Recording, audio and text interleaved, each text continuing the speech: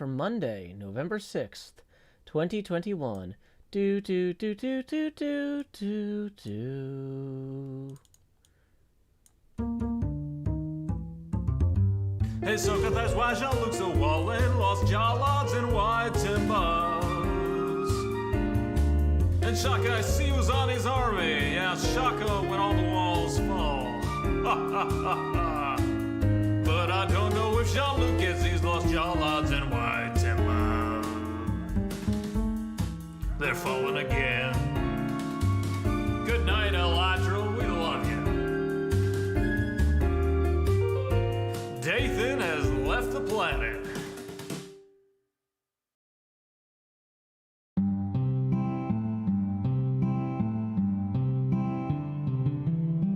One evening as the sun went down and our cooking coals were glowing, down the path came a party hiking, and they said, folks, we're all going. We're yearning for a portal far away in a tavern full of shouting. So join us, friends, and let's descend deep into Undermountain, deep into Undermountain. There run dungeons hot and cold, where the monsters surge and pushes, and the youngest runes are old, where the mimics all lie waiting, and the goblin werebats roost, all the wisps and wasps and the mezzo-lost, the hidden pit where we'll all plummet deep into Undermountain. Deep into Undermountain, all our blades will sing like choirs, as our arrows strike like drum beats, and our green flame pops and pyres. Our barbarian will stomp a brood as the rogues dance shadow play. Oh, we're sworn to go at a great tempo. We'll chant our spells as we now delve deep into Undermountain. Deep into Undermountain, you'll always find new gear, and your old mundane accoutrement can be handed down, don't fear. The magic items you'll attune and the artifacts you'll find. There's armor with gems and weird potions and a propeller hat that lets you ascend deep into Undermountain. Deep into Undermountain, the mad wizard stood gates so folks can open portals. He left clues to activate. He has a thing for puzzles and he likes to throw his voice. We're going to delve to where he dwells, to the lowest tower, to seek his power deep into Undermountain.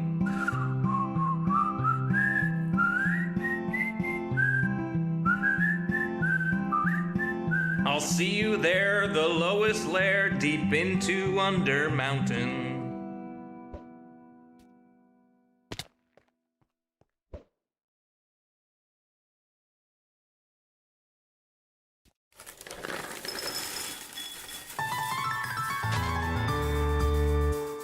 The summer is past, but your days keep growing longer. There's no wind in your sails, but the storm's blowing stronger. Walking hard, standing tall, keeping your head up through it all. Fighting fires, spinning plates. Goodness, how did it get so late? Lay your head down and dream. Lay your head down and lay your head down and dream. Lay your head down and just let your mind flow downstream. Sprawled out in a moonbeam. Lay your head down and dream. Joe Hills is filmed before a live streaming audience. That's us.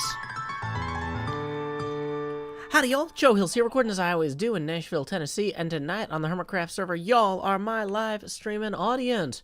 Some folks were asking about that music. That music is words written by me, arranged and performed by my brother Sean Hills. Album link I have already posted. Also, we had a stream earlier today with Zombie Cleo. Got some good recording in there, and so we are now $5 away from the next face camera expansion. Tips are welcome via paypal.me/JoeHills and YouTube Super Chat. Was I able to avoid the storms? No, it really wrecked my sleep last night. Big storm rolled through. But luckily, no damage to our apartment. So, yeah. They were having 70-mile-an-hour gusts up in Clarksville. Also, apparently, Asuma changed the server restart time to do its backup at 2 a.m. British time, which, fun fact, or 3 a.m. British time, which, fun fact, is, like, now. So apparently in 5 minutes, the server's gonna back up. Yay! Thanks, server. Cub says he did that a few days ago, and I didn't know to complain because I was sick, and now it's just what we're doing. Yay! So, yeah. And that's where we're at. But before we get into the meat and potatoes of the episode, I wanted to get at least one more measurement. I got a measurement earlier during my stream with Cleo, and I want to see if it has changed, because it was the same 2 days ago, yesterday, and today, during the day. But let's see if this evening it's different. We're going to have to do that after the server reset, though, unfortunately, because it doesn't look like we're going to have 5 minutes there. Yeah, it's almost 3 for the Brits. I don't know. But for whatever reason, Asuma's server admin team really wants to do the resets at this time, and I guess we're just going to deal with it. Okay. So, yeah, we can't really measure right now. So, we will deal with it. After that, we're going to be going underneath the castle and doing some work there. I've got some bone meal here. We are prepping that area to look pretty. We got 3 minutes of server restart. Notorious Lumpy Space Princess says, how are you feeling these days, Joe? Are your symptoms still pretty bad? Are you at least on the mend?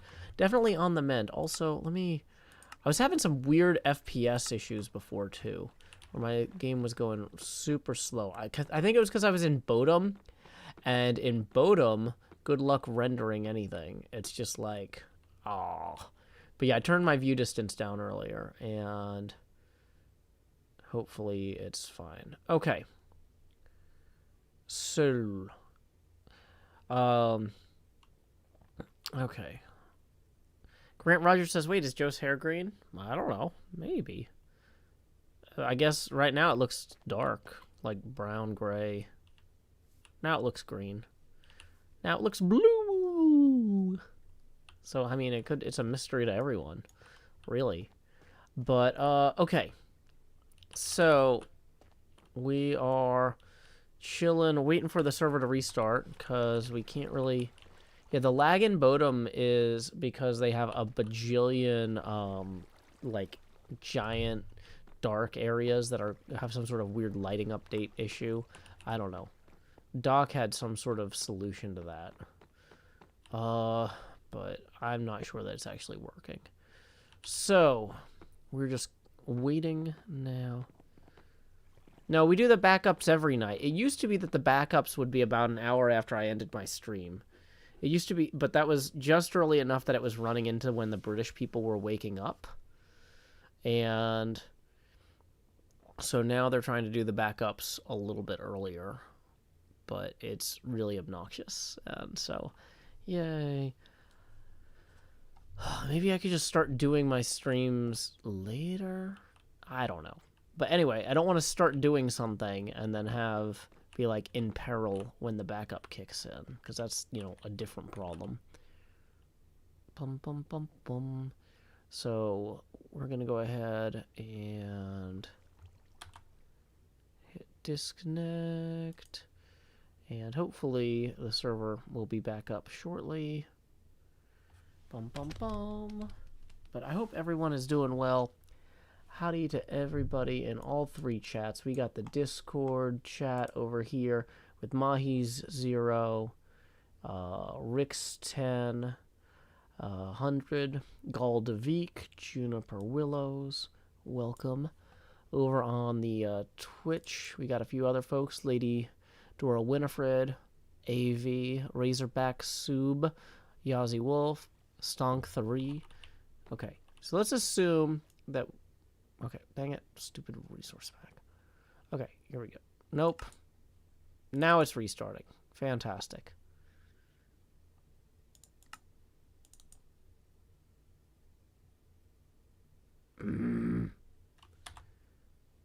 Okay. What is going on? Dang it.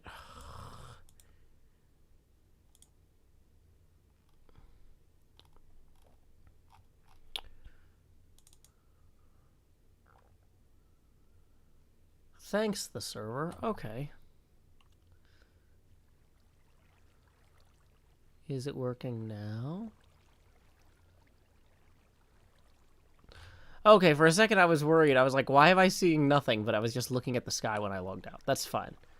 Okay, so hopefully the sun will set soon and we'll be able to get, what do you call it? We'll get a moon measurement and then we'll head under the castle. Good luck with your paper, Yazzie Wolf. Welcome, Devin Crotties, Rotation, Rose Wolf Eagle, Dahlia M, Transit Biker, Ahime Angel, Borealis Laura.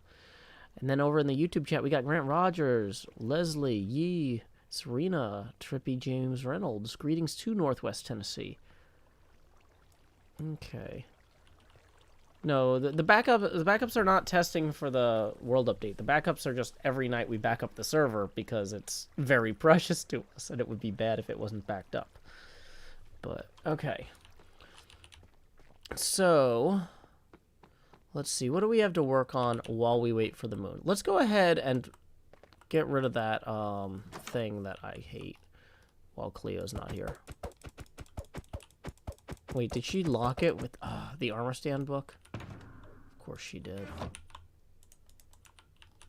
Okay, hold on. Utilities, unlock. Okay.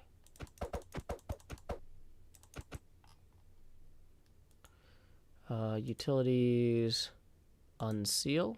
No. Utilities, unlock. Utilities.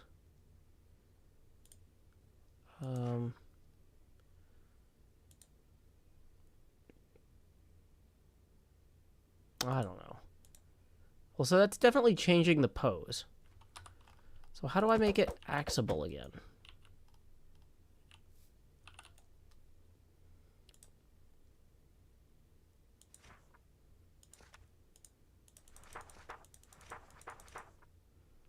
Let's see. Show base plate, yes.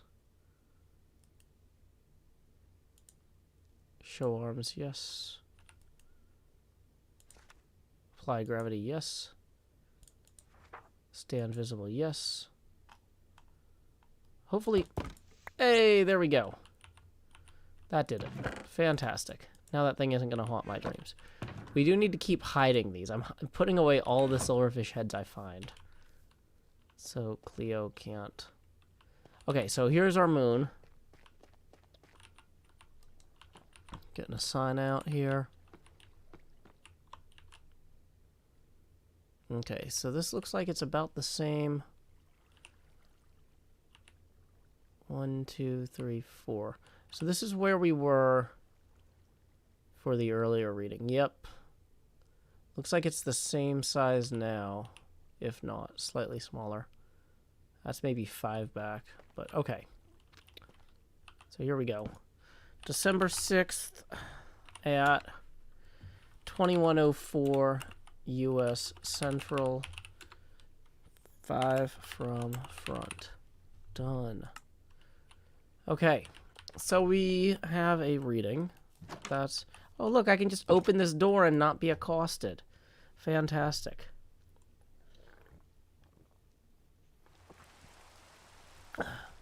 Okay. Fantastic. A quick reminder, too, we are now $5 away from the next face camera expansion and the entrance of the Jost. Tips are welcome via paypal.me/JoeHills and YouTube Super Chat. Okay.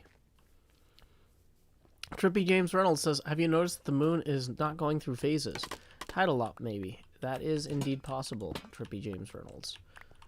That is the sort of thing that would cause something to... Well, wait. Actually, wait. Our moon is tidally locked. And it does have phases. So maybe that doesn't matter at all one way or the other, Trippy James Reynolds.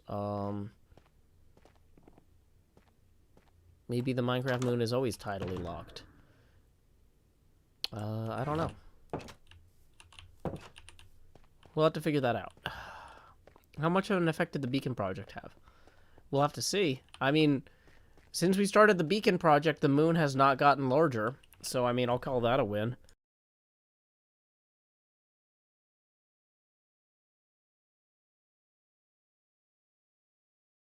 Okay, sorry about that. Just had to sneeze. Alrighty. Somebody was asking about my symptoms. I'm still fatigued. I'm still sneezing a lot. But yeah. Okay.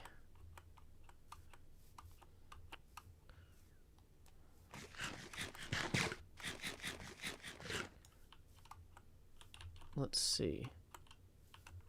Bum bum bum bum. Yeah, tidally locked means whether it rotates or not. It says Abj. Phases are about having an orbit that takes it behind and in front of the Earth once a month. So Cleo and I were talking about it earlier. We're not sure that this is actually Earth. This might technically be called Minecraft Earth, which was canceled by Microsoft. So which might be the cause of all these problems, if we had to guess. Kenny says, have you reached out to the other hermits that have been doing moon measurements? No, I have been really sick. And I have not had a lot of energy. So, yeah. I am way behind on everything. We just got our Christmas tree up. Moved the Hanukkah in here during the earlier stream, as well as the plaque. Welcome, Swampert Gaming. The big thing that I was working on, and let's...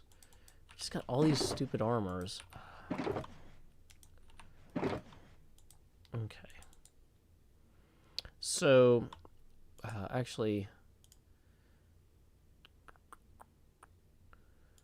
what should I do with these?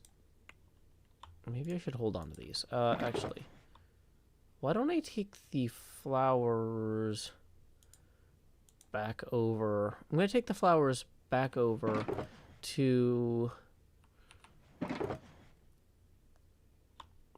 the shop. And quick question, does that pumpkin that Gem has actually sell pumpkins inside of it? Because I actually do need to buy a bunch of pumpkins. I'm realizing. Oh no, I don't have enough ender pearls to actually make the trip. Let's get a few more ender pearls too. Okay.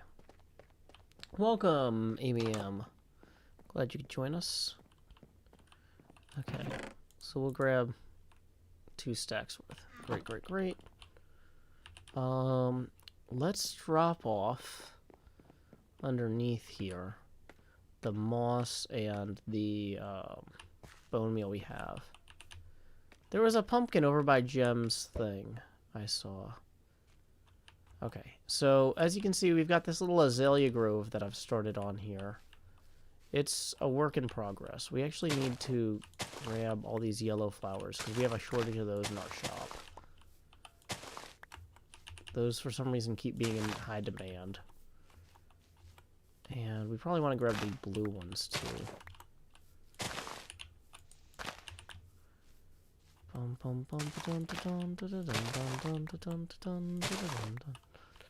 So many people sell pumpkins? That was a false Halloween decorations? Okay. The pumpkin in Bodum doesn't sell pumpkins. Does anyone sell pumpkins? Because that would be fantastic if they did. Okay. Well, either way, let's grab these sunflowers as well here.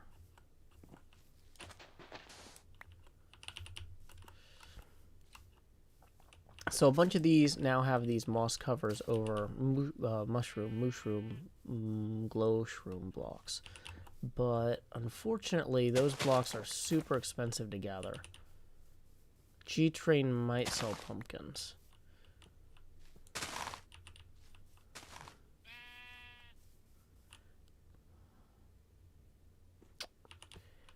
Seems like everybody's pretty confident no one sells pumpkins.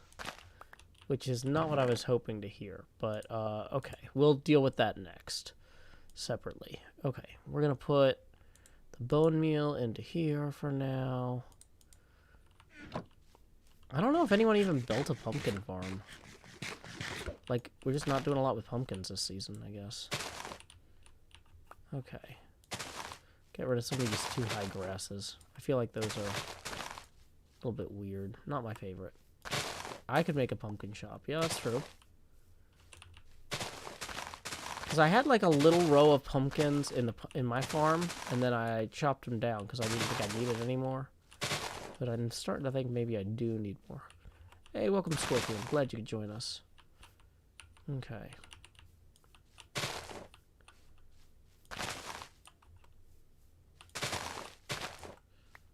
Okay. This could look better. It'll look better when all the torches are gone. I'm gonna get rid of all the torches. I want to put them in pumpkins. And cover them with moss. That's kind of my current plan.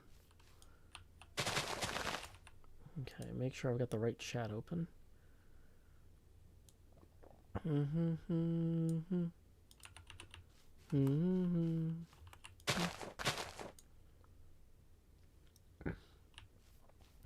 Joe S. Pumpkins Emporium. That would have been a good build. Dang it. Oh well. You can cover a torch with moss. Yeah, but you still get the particles of the smoke escaping. So that's why I put the shroom lights underneath there, but those were so expensive to gather, it just didn't feel like it was worth it. But these azalea trees come in cool. Whoa. Whew, don't love that. Okay. Hey, welcome, Rose Wolf. Doing well. Just cleaning up down here a little bit. Getting rid of the tall grass, gathering some of the flowers, that sort of thing.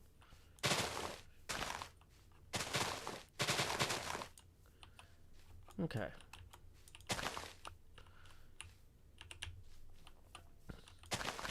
It's not perfect, but it's a work in progress.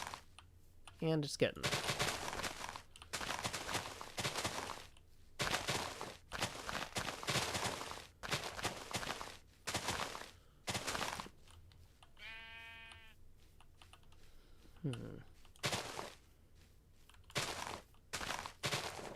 More red flowers to collect.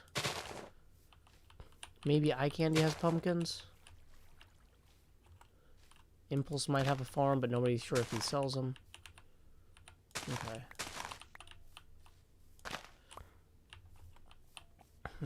Oh, we need to go gather those flowers down there at least.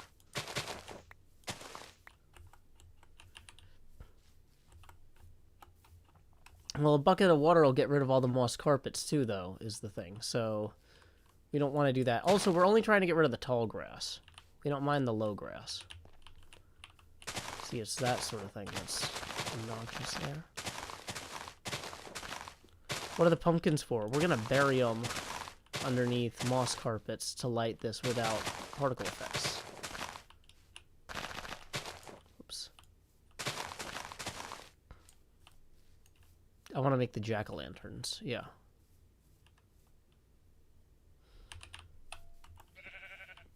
That one's too tall. Whoops. That was too tall. And red flowers for us to gather, too. I could buy other lights. Yeah, but they're probably going to be way more expensive than pumpkins. Although if pumpkins aren't for sale, then they're... What about redstone lamps? Yeah, but then I got to power every single one of them. Glowstone and sea lanterns are being sold. Ooh, who's selling glowstone? Where can I get those? Hey, our first tip of the evening rolling in from Sharf says, good morning, evening. Here's another bit since it's actually the next day for me. Hey, thank you so much, Sharf. That is going to put us 5 past our next face camera expansion milestone. So here we go. Y'all have seen that money go straight to my head with each face camera expansion thus far. But now, like Jacob Marley, these chains I forged in life are about to begin pulling me down to the deep below. Enter the Ghost. Bum bum bum bum bum bum bum bum bum. That's going to put us at the 90% geopacity mark. At this point, each additional face camera expansion will be accompanied by a corresponding drop in geopacity. We are now 15 away from the next face camera expansion. And let me get that link here. And let me check. It looks like another tip has just rolled in. This one from Though Connor 2 for 50. Whoa, thank you very much, Though Connor. That first 15 gets you 1 expansion. 35 gets you to number 2. And then the last 15 to get to 50 puts us 5 away from the next expansion beyond those 2. And Though Connor says, hey, Joe, hope you're continuing to feel better. I'm doing my best to get what rest I need. So here we go. Numero uno. Expand just. Do-do-do-do. Lowering that opacity now to 80%. And then grow hills. Dee-dee-dee-dee. And lowering that opacity now to 70%. Putting us 5 away from the next face camera expansion. And while I was saying that, another tip just rolled in from Faye for 20. Woo! So there's that 5 we needed, plus another 15, putting us 5 away from the next one. So here we go. Time to enter the most obnoxious face camera, the Tony Stark helmet cam. Expand. Just. Do-do-do-do. Lowering the opacity now to 60%. At this point, the camera is about as big as it... Well, it's going to keep getting bigger. I'm basically covering the whole screen. But it's only going to get easier to see through as tips continue to make it more transparent. So everybody who's been tipping up to this point has been making the camera more obnoxious. If you want it to be less obnoxious, tips are welcome, as always, via paypal.me/JoeHills and YouTube Super Chat. Okay, so we're going to try going to Bodum, which never goes poorly ever for anyone involved. Ever. And... Oh, actually, we need to grab these flowers, too. So the flowers are actually stopping the moss conversion down here, which is not good. We need... That's the other reason we got to pick up all these torches, because the grass won't convert to moss underneath a flower or a torch. Okay. And the double tall grass is just for aesthetics, because I don't like how it looks.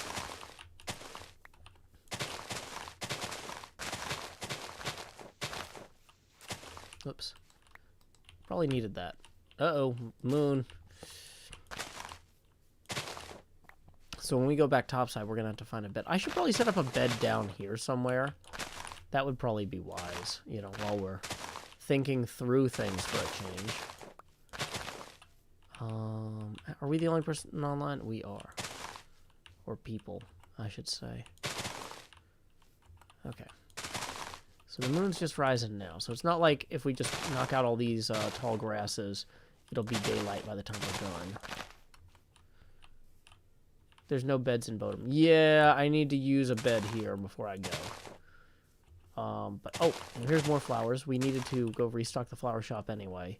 We have had a lot of sales the last few days, which is fantastic, but I haven't had time to restock. Okay.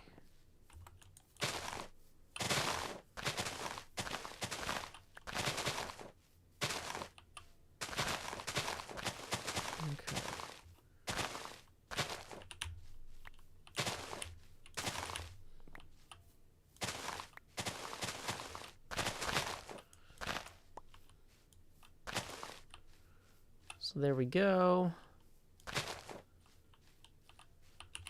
It's coming along. Hey, James Hawkins, thank you very much for tipping 50 via YouTube Super Chat. Boom. 5 gets us 1 face camera expansion, 25 a second, 45 a third, and then we are 5 past that. So here we go. It's time to expand. Just do-do-do-do. We are into T. Joe Eckhillsberg mode here. And then numero dos, expand Jost, dee-dee-dee-dee. Past T. Joe Eckhillsberg, we're at 42% Joe Pasty. And then numero tres, expand the face. Brrr. We are going to be lowering that Joe Pasty to a frigid 32% Fahrenheit. Boom. There we go. And we are now 15 away from the next face camera expansion. Tips are welcome via paypal.me/JoeHills and YouTube Super Chat. Okay.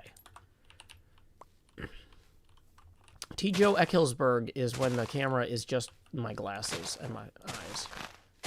It was a Vin Shoken joke that has never stopped being funny. It's a play on T.J. Eckhillsberg from the, oh, what do you call that book? Great Gatsby. Yeah. Why does shopping in Bodum not go well? Because every time I go over there, something blows up in somebody's shop and I have to spend a bunch of time rebuilding it. That's not good. Don't love that. I should bring my feather falling potions just in case I start hovering into the sky. One of the reasons I'm down here right now is because things keep levitating us and there's a ceiling on this, so I can't get thrown all the way into the sky and then thrown back down. Yeah, the optician billboard.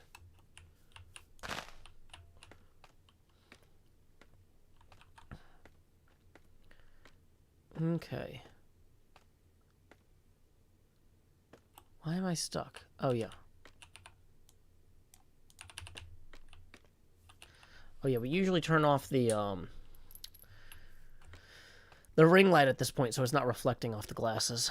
Once the glasses get this big, you don't really need the ring light anymore. Okay.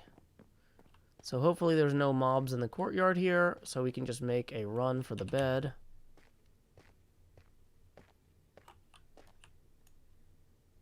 Without anything spawning on us. Fantastic. Okay, so yeah, we have a whole bunch of stuff we need to go get rid of.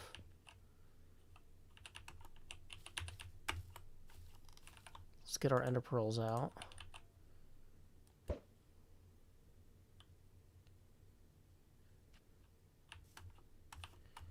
there any mobs spawned over here? Hopefully we're out of range of where mobs would spawn.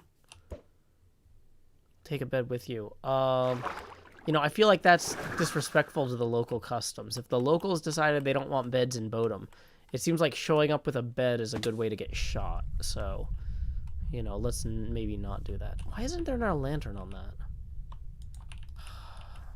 that? I got creepered there. That's why there's no lantern. Okay. Hey, it's Scar. We love Scar. Howdy, Scar. What? Okay. Hey, Symmetra. Thank you. Yeah, I am feeling a little bit better. Trying to pace myself. Because, yeah, don't want to backslide. Okay, we need to go to Cleo's, what do you call it? Food hopper thing. Bone meal thing. Okay. So we're going to toss a bunch of this stuff in here that we don't immediately need. We're going to grab the bone meal we do want. We're going to put the flowers that we grabbed in the flower chest. I just wanted to make sure there are no creepers around here, but it seems pretty clear that we're okay. Don't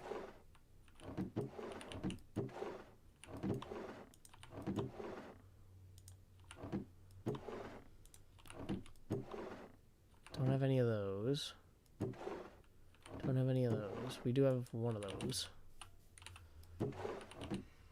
Okay, it looks like Cleo refilled that recently, so we're not going to bother. 10 of those. Plenty of allium. Let's toss these in here.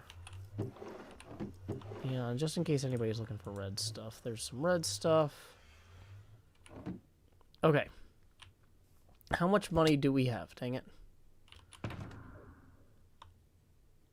To actually go spend on pumpkins. 5 diamonds. Okay. It's not ideal. Let me go see if I have any pumpkin seeds, maybe.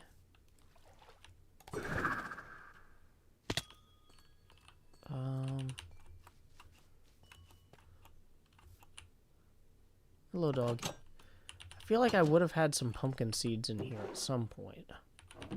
Coffee beans. Okay, we have 20 pumpkins. We do have some moss carpets. It's good to hold on to.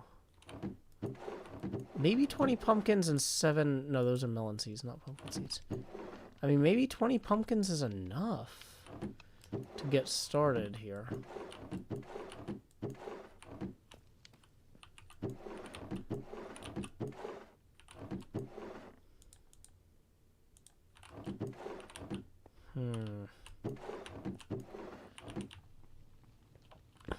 Yeah.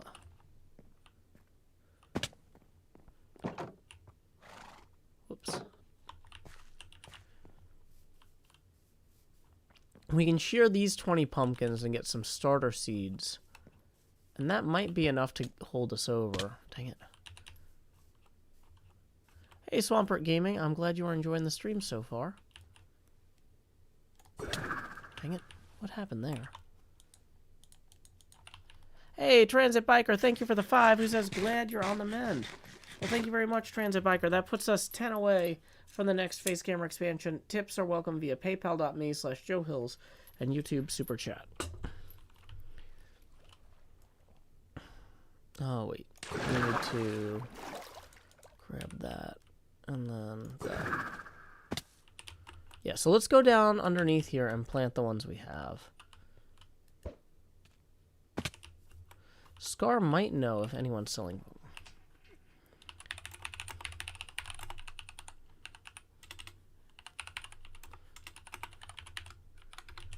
Let's ask Scar if he's selling pumpkins.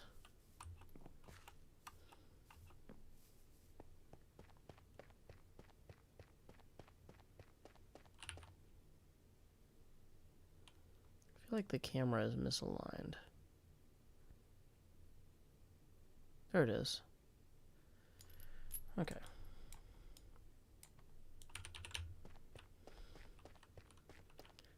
No. I only tell people said hi if they're on the phone with me. Oh yeah, I need to remove this since we moved this sign elsewhere. Okay. Howdy, Yergi. Yeah, so we have to shear the pumpkins we have anyway. So we might as well do that. Get the seeds, and then plant those seeds. We got bone meal.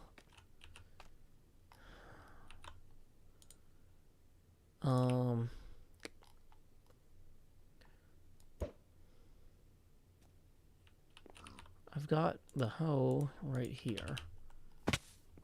Of course, we've already converted all this. Dang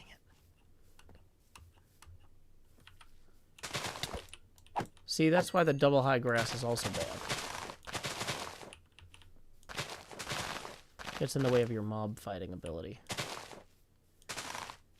Okay.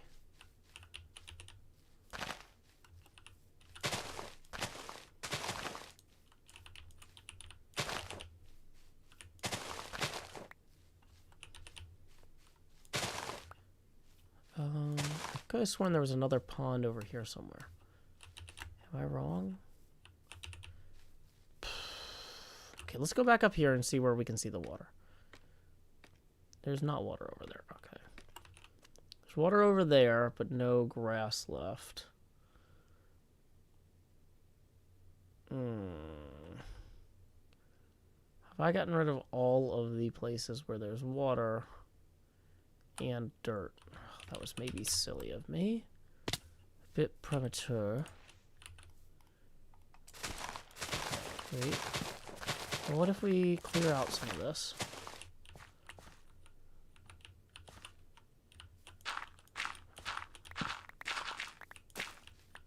Right. And clear this out like so.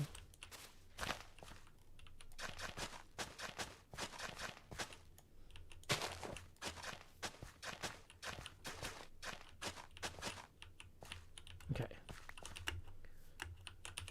So we actually need to free up some inventory space real quick. Luckily, I've got this chest over here. So we're going to throw these away for the time being. Okay.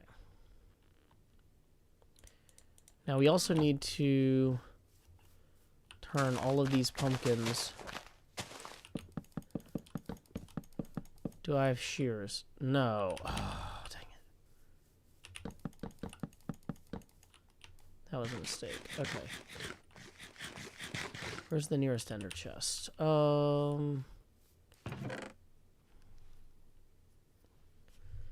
These are not equivalent to shears.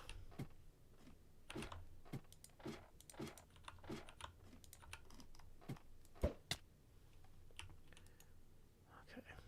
Where's the button? Really?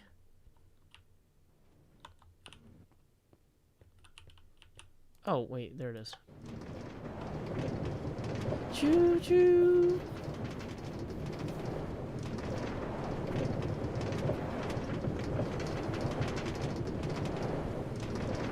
So I think I got an ender chest over here somewhere that I can grab some iron out of. Ooh, decorations. I didn't see a raid, but thank you, Selena Opal, for your attempt. Appreciate it. Okay. Okay, of course there's no iron there, but we can maybe get some down here.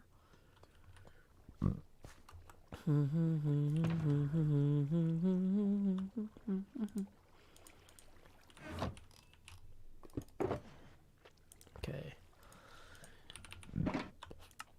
Turn a block of iron into shears. We're gonna need a lot of shears anyway.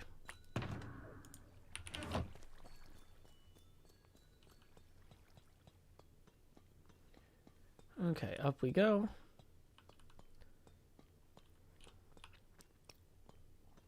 Yep, my face is still here. We are currently 10 away from the next face camera expansion. And tips are welcome via paypal.me/JoeHills and YouTube Super Chat. I didn't want to store my diamonds because I might still go to Bodom.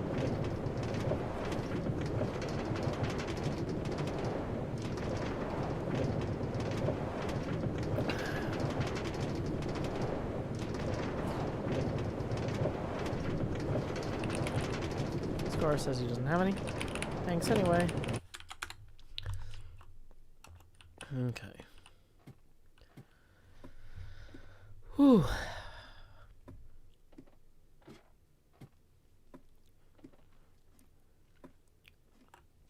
Cool. So this is coming along, and there's some more tall grass for us to mow down. Right there, and there, and there. And there's a mob back here, which I don't love.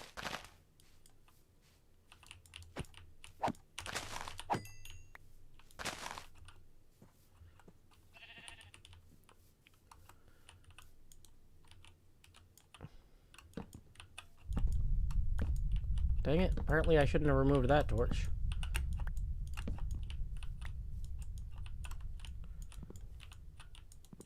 Okay, well, whatever.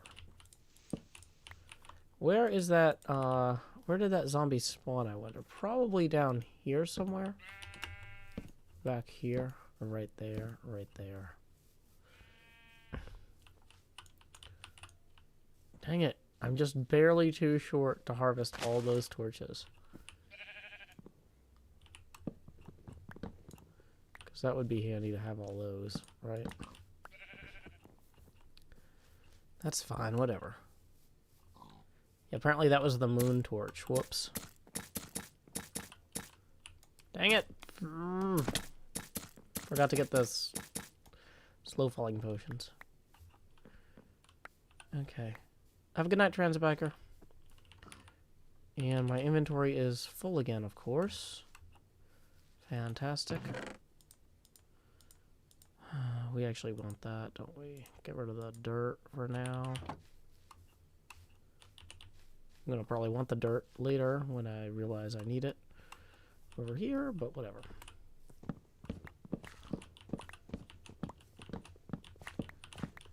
Please don't yell in all caps there, Blazing Wolf. I'm gonna time you out so you have a chance to read the rules.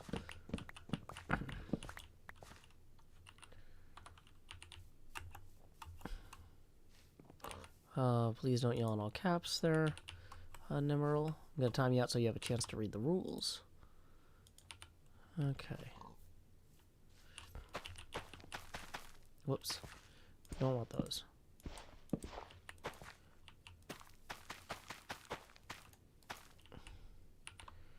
Okay, then we'll expand these.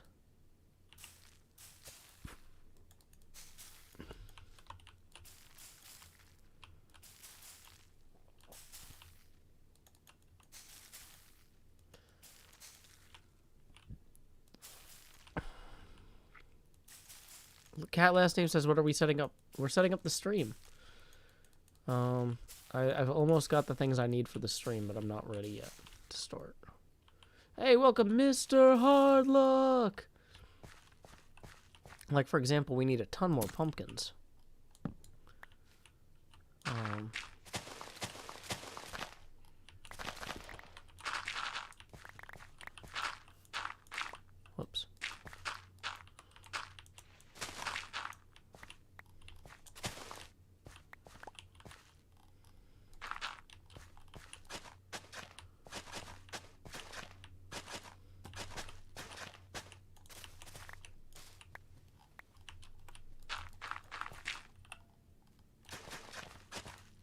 Okay.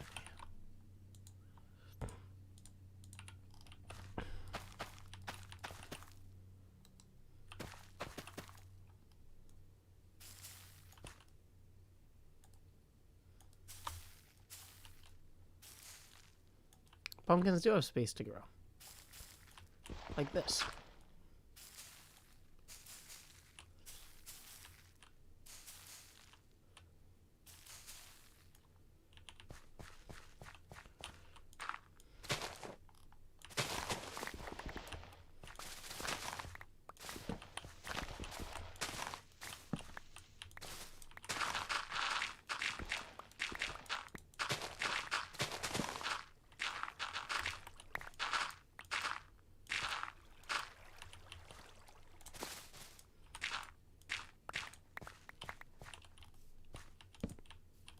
Okay, so we're gonna put the torch up here, and we're gonna put another torch right here, and another one there, and another one there.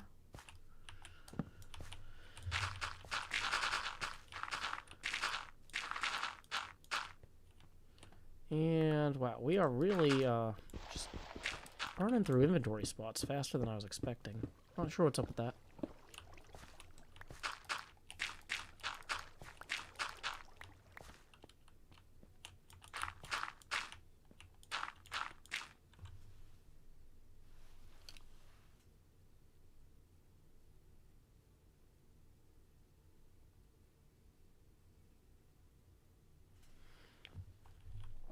Okay. My kid fell asleep listening to Hamilton very loudly, so I'm going to sneak into the next room and turn it off, because at the point where I can hear it, it's not okay. Once.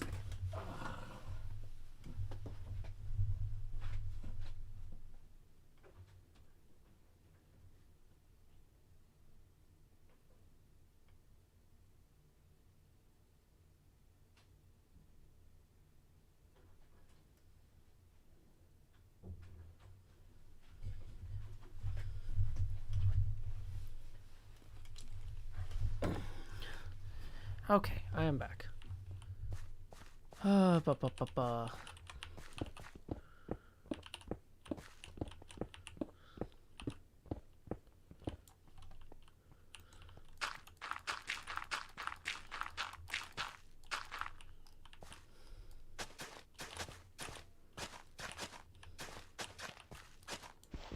She was on track 17 when I went in there. It was very loud. But yeah, for a second I was like, what is that noise? Like, what am I hearing next door? Yeah, we're gonna have to go and deal with this inventory problem. How am I running out of space again already?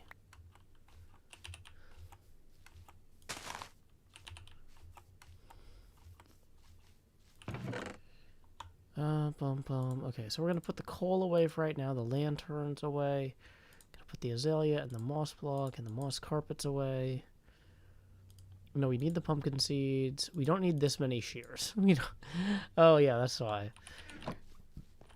Half of our inventory is shears. We're not done with the farm. We're still working on it.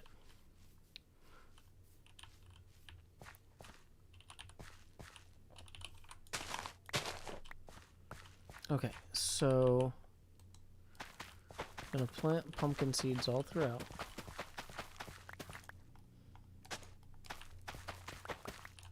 Okay, I'm gonna make sure the pumpkins have room to grow.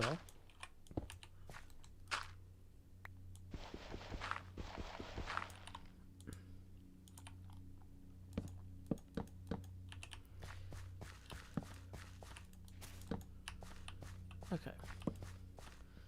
Now we're gonna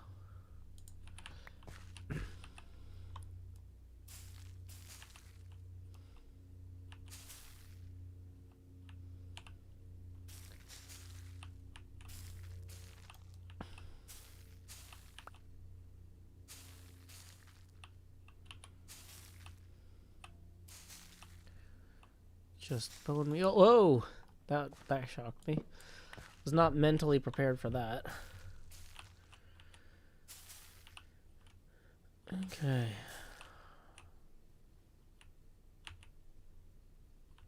Why is that not going?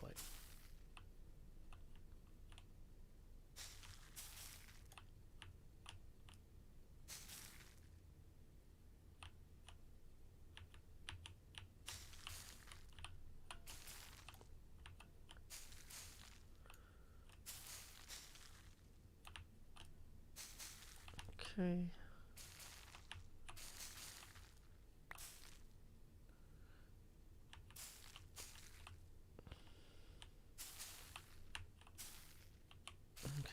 Boom. So we should be able to harvest some pumpkins through here routinely now. We've already got 3, which is not a ton, but it's going to take us some time to bury the 21 we've got already here. One of the corner ones still needs space to grow. We can fix that real quick. There we go. There we go. Oops. Messed that up.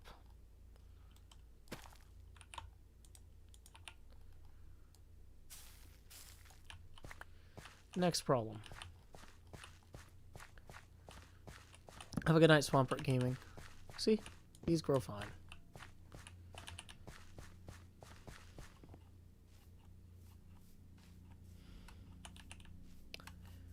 Okay. So, what we need to start doing is taking these jack-o'-lanterns and putting them underneath the ground where the torches are. And then we'll have a nice, happy, fun land here that isn't covered with torches. That's going to be good. Because right now there's too many torches down here, in my opinion. It doesn't look appealing. Right, pig? Right, girl. Whoops. That was the important dirt block, apparently. I'm just going to plug that one back up. Okay. Boom. Hey, Larry, hey, Silent Whisperer, raiding with a party of 162. Welcome, Raiders. My name is Joe Hills. I'm broadcasting live from Nashville, Tennessee, here on the HermitCraft server this evening. We are currently down below our Castle Hohenzollern, kind of terraforming a little bit. If you aren't familiar with Castle Hohenzollern, let me go to the surface. So this is kind of our mega build for the season, is this giant castle, which currently has a bajillion torches underneath it and looks hideous. I'm replanting it as like an azalea field, and I'm replacing all the torches with pumpkins that are going to be under moss blocks. But, yeah, let me show you what the castle looks like here. We've got this whole village that we've been working on of kind of medieval-looking builds, like an inn over here, as well as a smithy behind that tree, sadly. But yeah, there's the castle up there. It is quite extensive. It's been eating a lot of time, and so I'm taking a break right now and working underground on improving the subterranean area there. Womp womp. Okay. So yeah, this is kind of the courtyard here. I don't know if you can see my papercraft model of the castle I made. I've got a papercraft model of this that I actually constructed over the course of several weeks. It is hard to hold up because the camera is so transparent at this point. Maybe it would help if I looked right at the sky or right at the ground. Yeah. But, woo. So, I've got this whole papercraft model of the castle. My friend Cleo and I have been working on this extensively for a while, trying to get it going. And, yeah. Setting up text is still up. Well, we're still setting up the stream. We haven't run through our pre-stream checklist yet. Because I was still gathering pumpkins. But you know what? We got the pumpkin farm started, so let's go ahead and check our checklist. See if we're actually ready to take down that setting up now sign.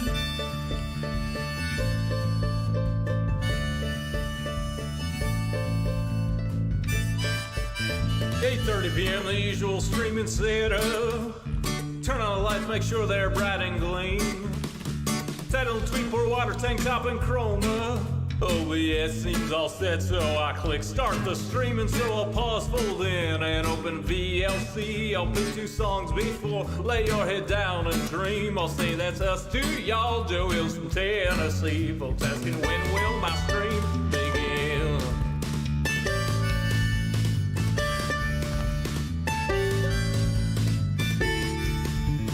After howdy, it's items and chest tools breaking. Pickaxe went poof while talking to you professional Minecrafter here, there's no mistaking.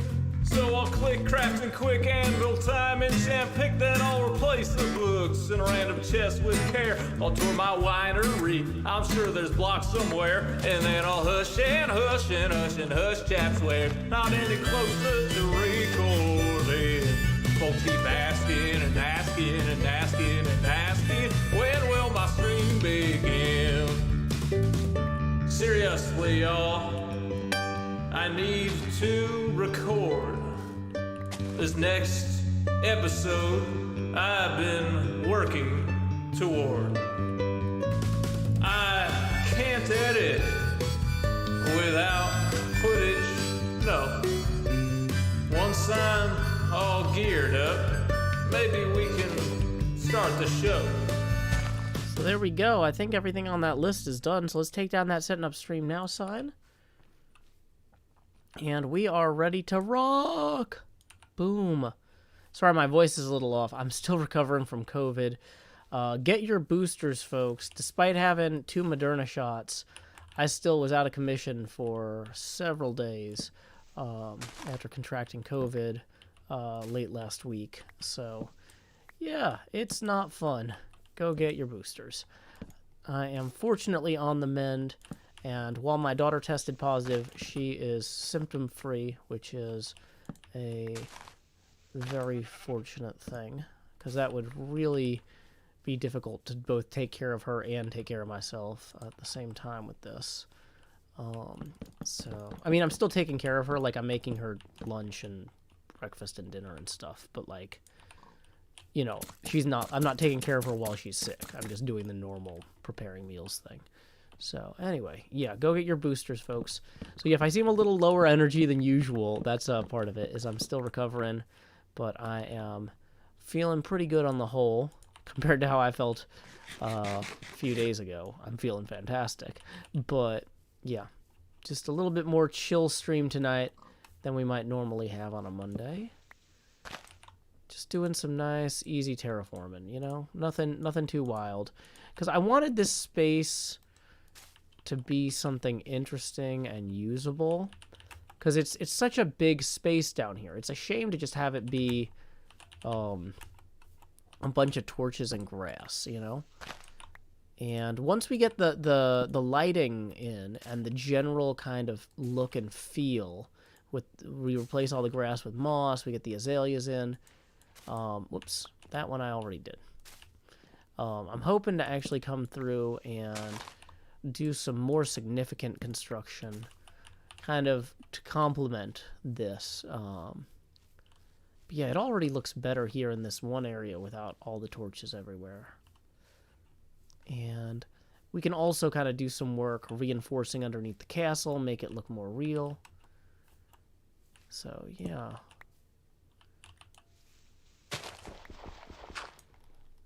Tomo TC says, do you do content creation full-time? I'm a self-employed artist. I think that's what you're asking. But I don't really... I mean, I don't know. I think I like to think that I create more than contentment. I like to think I also create discontentment.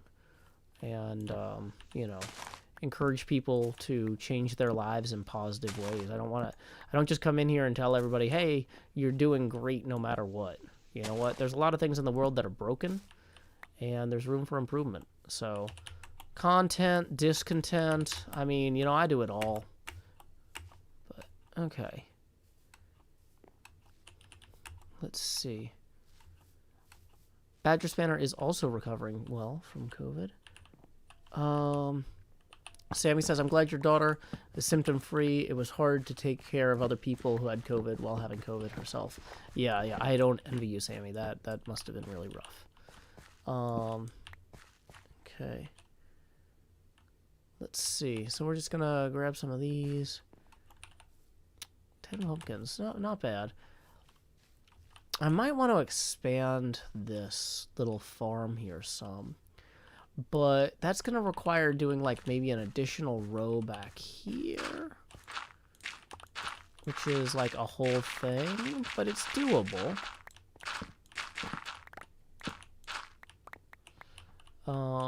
Let's see.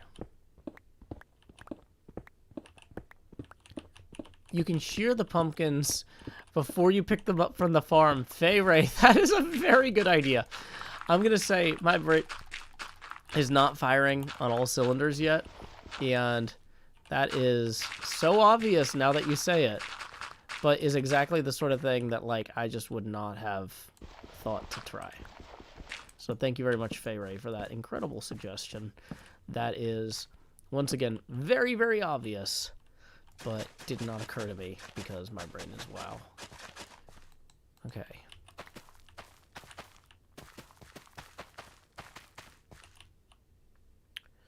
Boom, boom, boom, boom, boom. Okay.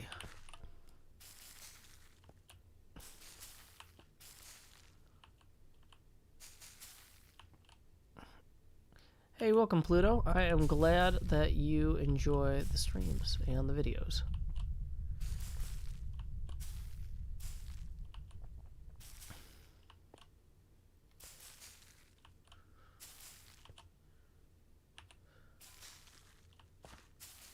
Ah, Larry's HermitCraft. Sorry that you're not feeling well, but I hope that you feel better soon. Yeah, super cool says, I'm glad you stick to your guns on the term artist rather than content creator. Well, the thing is, a content creator's job is to make stuff that goes between advertisements, and I don't really make money off advertisements. I make money from direct viewer support of my art, which is why I mention frequently that tips are welcome via paypal.me/JoeHills. But, you know, I've also got a lot of folks supporting me via Patreon.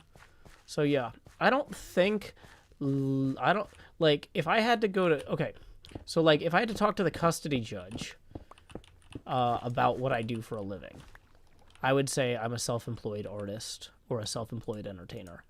If they said, are you a content creator, I would say I would not use that term to describe myself because, once again, I don't make my money off ads. I'm not creating content that... Like, I am not a full-time content creator because that's not what makes me my money. Doing art makes me my money. And entertaining people makes me my money. And so, it's one of those things like, yeah, I wouldn't want to perjure myself by claiming to be a full-time content creator. Okay.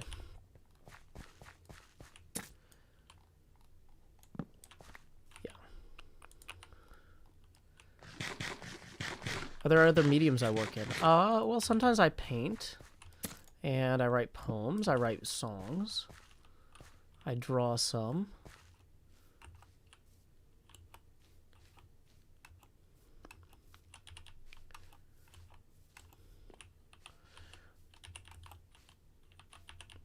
Well, Aviva, from a financial standpoint, content is considered things that go between ads. Like, if somebody is running a TV network and they want content, they want something that will sell ads. If it won't sell ads, it's not considered real content. So, like, from an industry standpoint, what I'm doing is not really selling ads. And so it's not really content creation.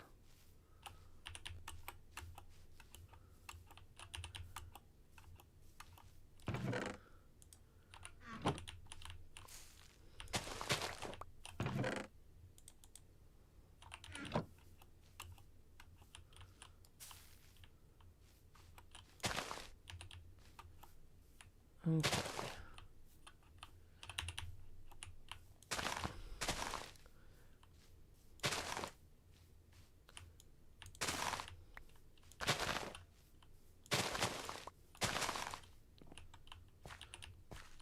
See, it's only content if it's for something, right? If it's for the network, it's content.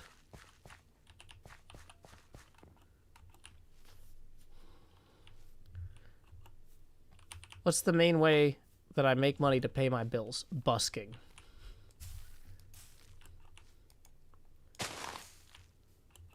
I'm a professional busker.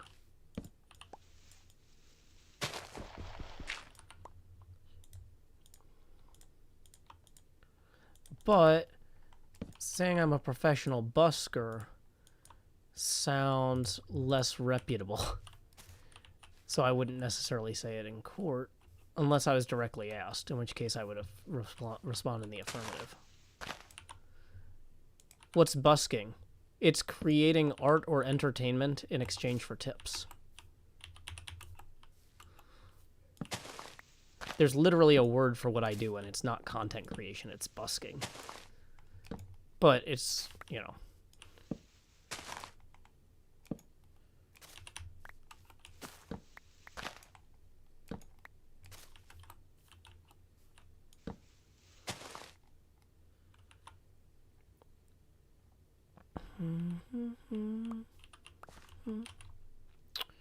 Dang it, I forgot I'm out of... I've got some pumpkins here that I didn't carve first. To the carving rack.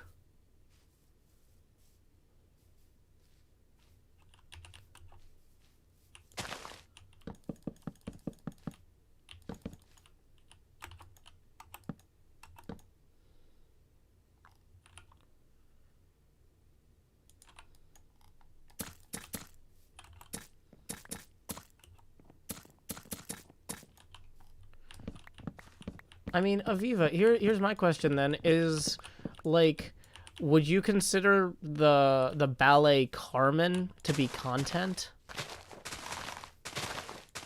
It's not, because it doesn't sell ads. It doesn't go between ad breaks. It's not intended for broadcast on a network.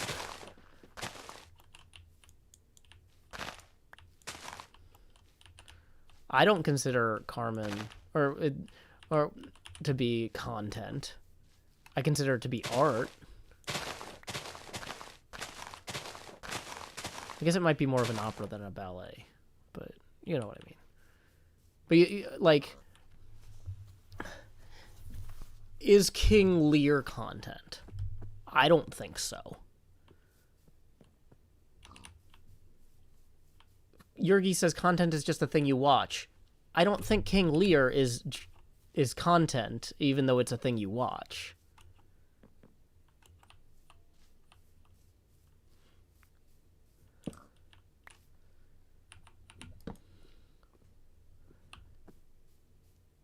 It sells tickets, but ticket sales are not the same thing as advertisements.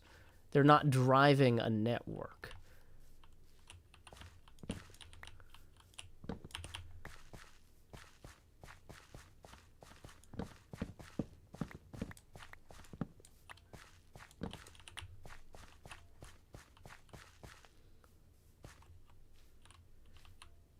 Okay. Dang it, I forgot to carve them. The symphony does often say, like, oh, this was brought to you by, you know, like yeah, there are ads in the playbills or whatever, but that's not the primary mechanism of the theater's, like, function.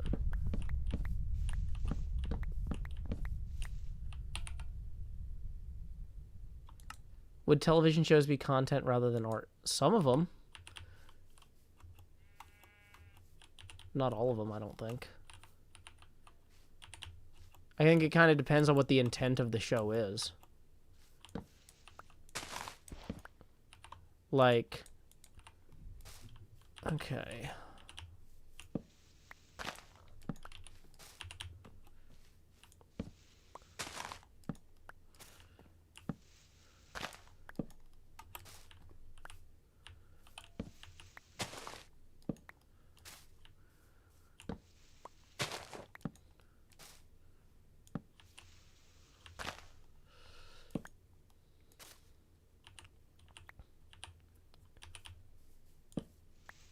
Crafted Jedi says YouTube is content, television is content, but opera, ballet, and dance are art.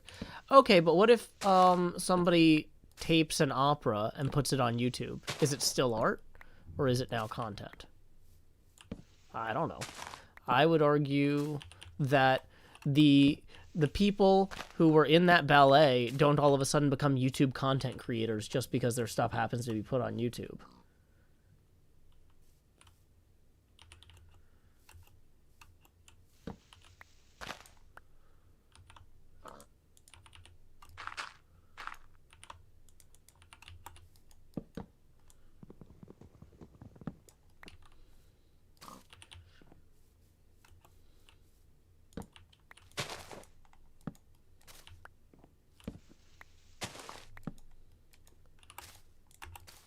Like, okay, so for example, like, would y'all consider Dan Rather a content creator? I don't. I would consider him a newsreader. I feel like there's a word for what he does, and we should use that word.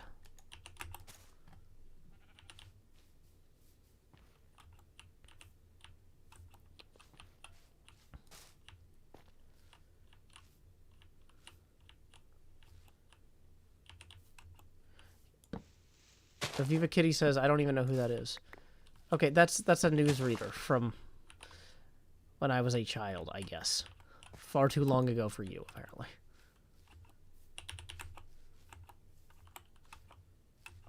Okay.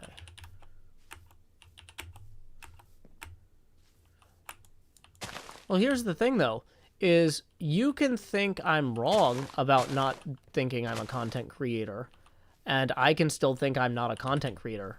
People are, like, you and I don't have to agree about whether or not I'm a content creator. Like, people disagree about how people label each other or label themselves all the time, you know? Like, you know, there are some Protestants who will say Catholics aren't Christians.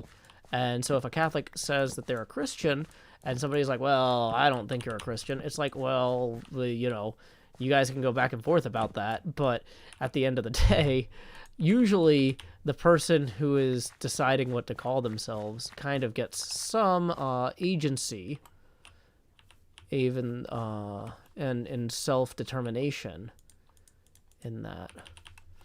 You know, or there's the same question about Mormons, you know? And it's like, so...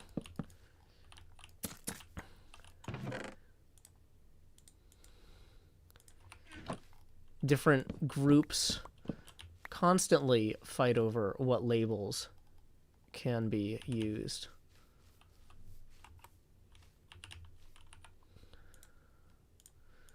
For people to describe themselves.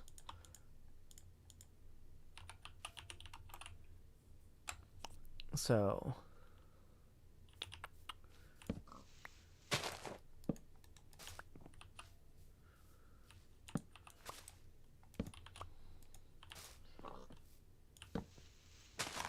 So if Aviva says I am a content creator, and I say I'm not, I don't think I'm ever going to have Aviva change my mind. But then Aviva has to decide whether or not I have any say in it.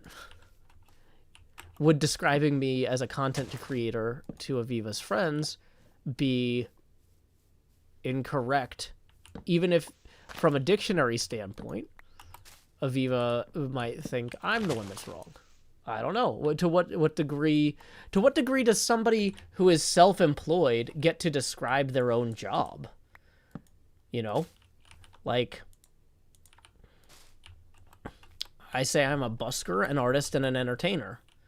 And between those three things, I make my money. So,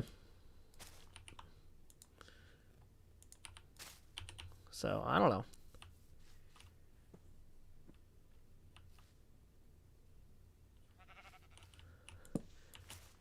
You know, there's also the argument of, like, whether or not I'm a professional gamer.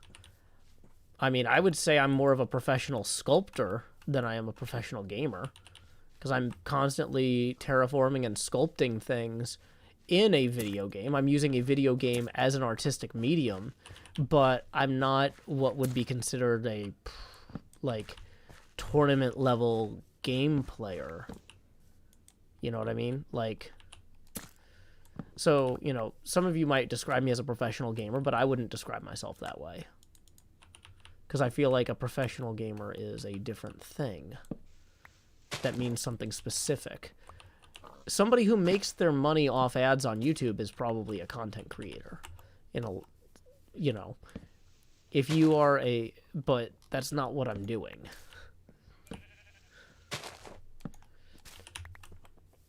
And I worked hard to avoid doing that. I worked hard to build a business where I could entertain people with a different financial model. So, I don't know. And I'm not going to be a jerk about everybody who calls me that all the time. I'm not going to pick a fight all the time, but it's just not what I would call myself.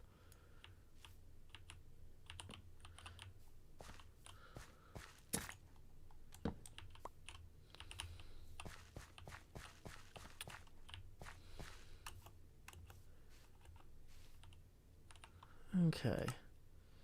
So yeah, we're going to need to let the pumpkins spawn for a little bit. In the meantime, we can run around spreading some of the moss. And just kind of letting that go.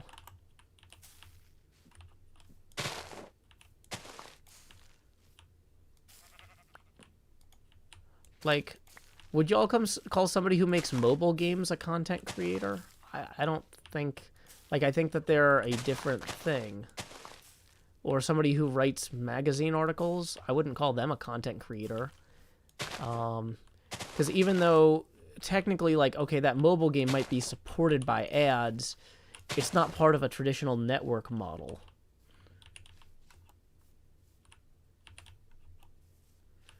Aviva says, I personally think not taking newer terms and definitions as seriously or as less correct than the older ones is unhelpful in the long run. Well, I don't think that I have to let people tell me what my job is called. Like, that's part of the point of being self-employed, is I get to make my own title. You know? Like, I don't see why... Like, you know, for a long time, my generation was called Generation Y, and all of a sudden, people started calling us millennials. And I don't like that term. And if people ask me if I'm a millennial, I say no. Because I don't think that that label applies to me. And I feel like that's up to me.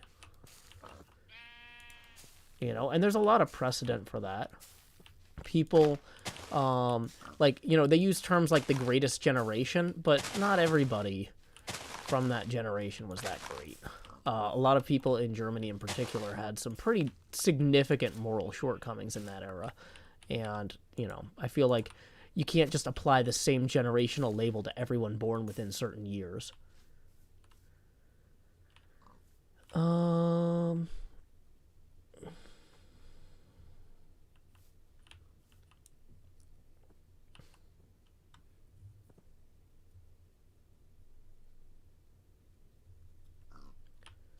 And DJ Frogtime says, newer definitions are made by people living right now, so Joe gets a say in that, especially considering that the words being debated describe him. Exactly, Aviva. This isn't me refusing to participate in the conversation about how language evolves. This is me pushing back in a way that I feel I have an investment in.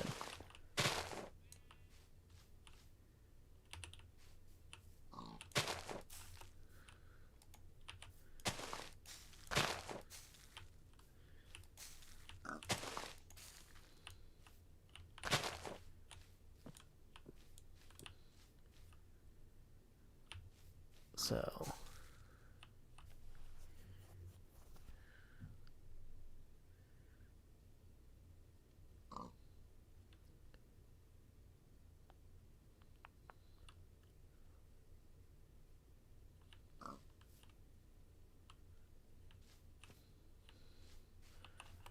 okay. I feel like we're making some progress down here.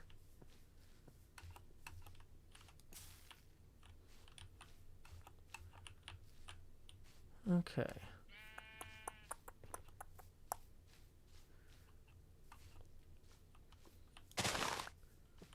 Well, Aviva, other people can call themselves whatever they want.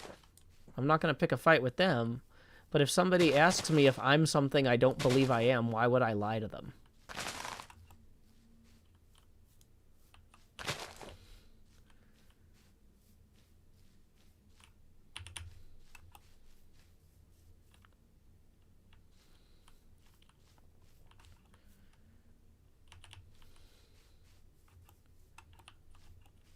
Okay.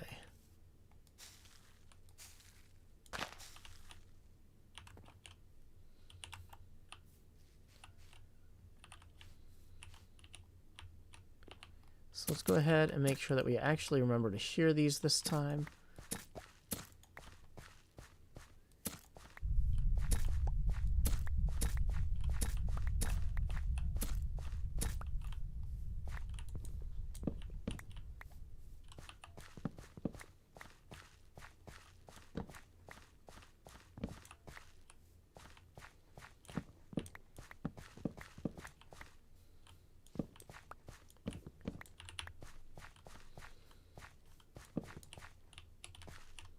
Okay. Dang it, I missed one. But that's okay.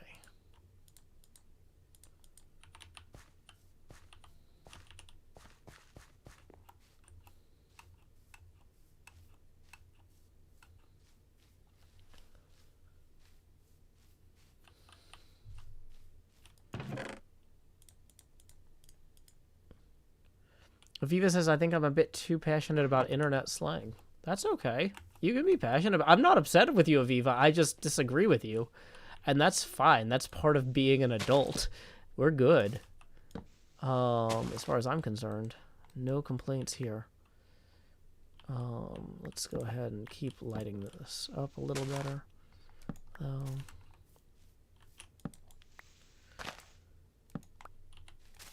I'm reading what you're saying because I think you're making good points. I'm not trying to call you out. They're points I disagree with, but they're valid argumental stratagems. So yeah, don't think I'm picking on you by reading everything you're saying in a negative way. I appreciate it, but it's not how I see myself, you know. So, and it's not how I see what I do.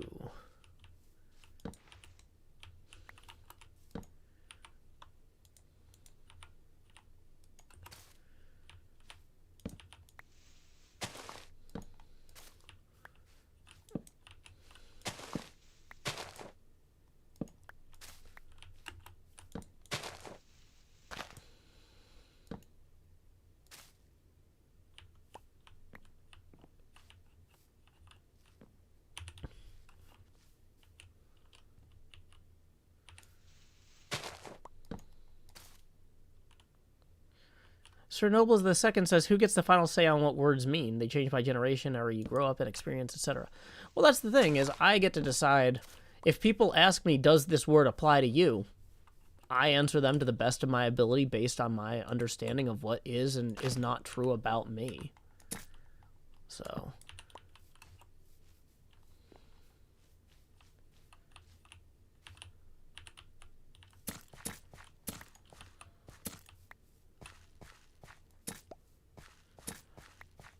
Unsatisfied Mind says, Joe creates content, but he is not a content creator. That's arguably true. Yeah, I think I would agree with that statement. I think that's a pretty fair summary of... Because, like, it's like a specific thing. Like, you know, for example, if I asked someone, like, hey, do you brush your teeth? And they said, yes. And I said, oh, so you're a dental hygienist. Well, dental hygienist means a specific thing. It's not just everybody who does hygiene on any mouth ever, right? You know, there's a thing there.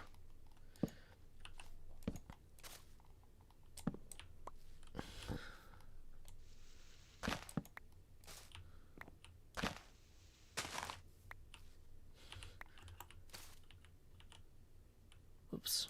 I need that back.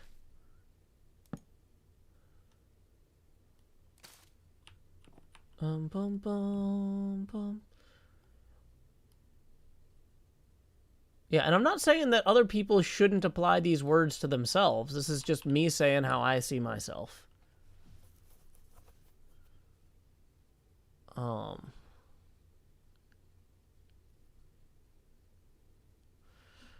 But like, yeah.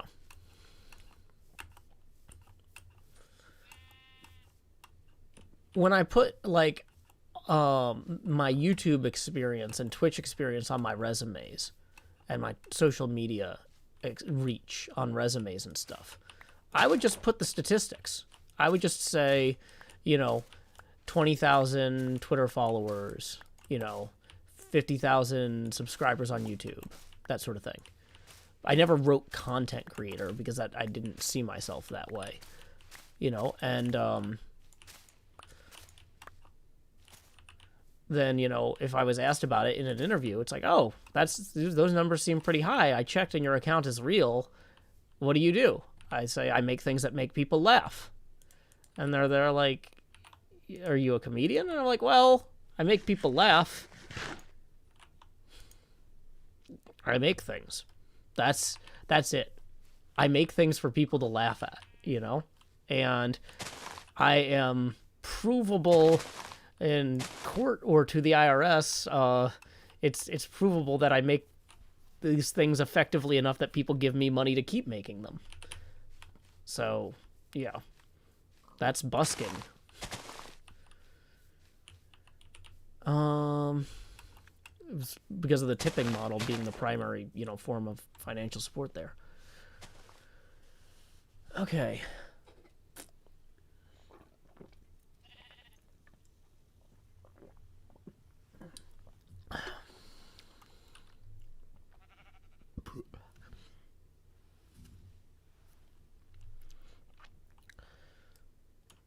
Okay, let's see. I wouldn't call myself a... What is it? How do you pronounce that? 1100 yites? I wouldn't call myself an 1100 yites. That's a weird word. Like, if other people want to use that word to describe me, then yikes 1100 times, but whatever. You can. I'm not going to go on a tirade about that. It's just... It's an odd bit of jargon.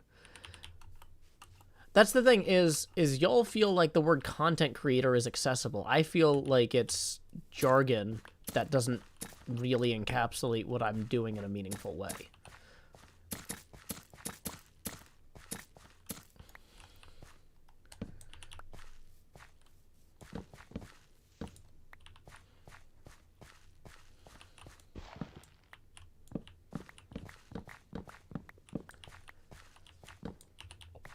Excuse me. Okay. So...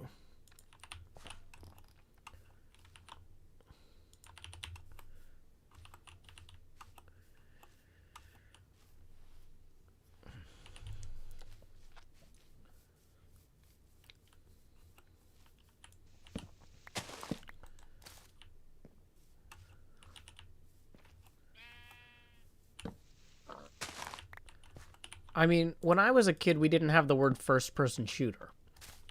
All first-person shooters were called Doom clones. And the word first-person shooter came along later. So, like, if I worked on the new Half-Life game, and somebody asked me, oh, do you make Doom clones? I'd be like, kinda. You know? Like... We call them something else now, but yeah. But if I was asked in court if I made a clone of Doom, I would not say yes. Because that's not what working on the new Half-Life would be exactly, from a more legalistic standpoint. And I tend to think a lot of this stuff from a legalistic standpoint, because I am constantly worried about ending up having to deal with my ex in court for not showing up for our daughter when she's supposed to, and I need to be prepared for cross-examination and things like that. So I have to be prepared to be painted as an unfit parent and be able to describe what I do in a way that will not get me perjury charge. So, I don't know. Maybe my problems are different from a lot of your friends' problems.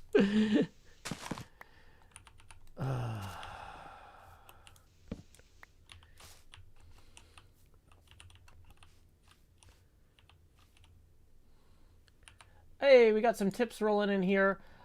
Case Walker, tip in 10. Thank you very much. That gets us right to our next face camera expansion milestone. It says, if you write articles about top 10 or top 12 cutest breeds of puppies, content creation could be in your future. Here we go.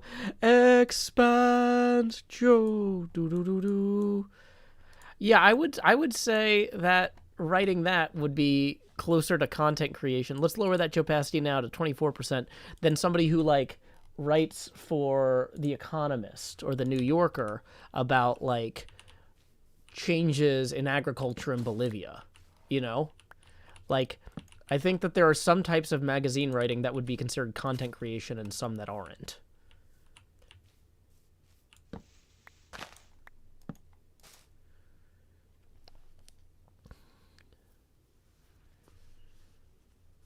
Okay.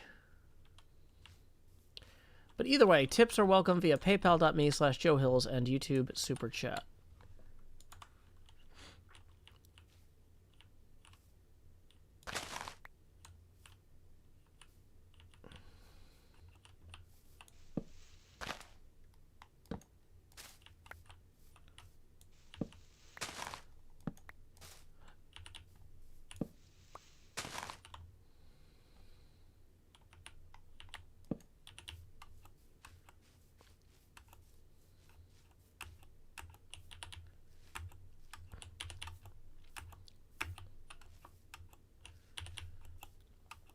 See, I think people post stuff to YouTube all the time who aren't content creators, you know? So, like, for example, one of my friends from high school, Daniel Pujol, who sometimes stops by the chat here,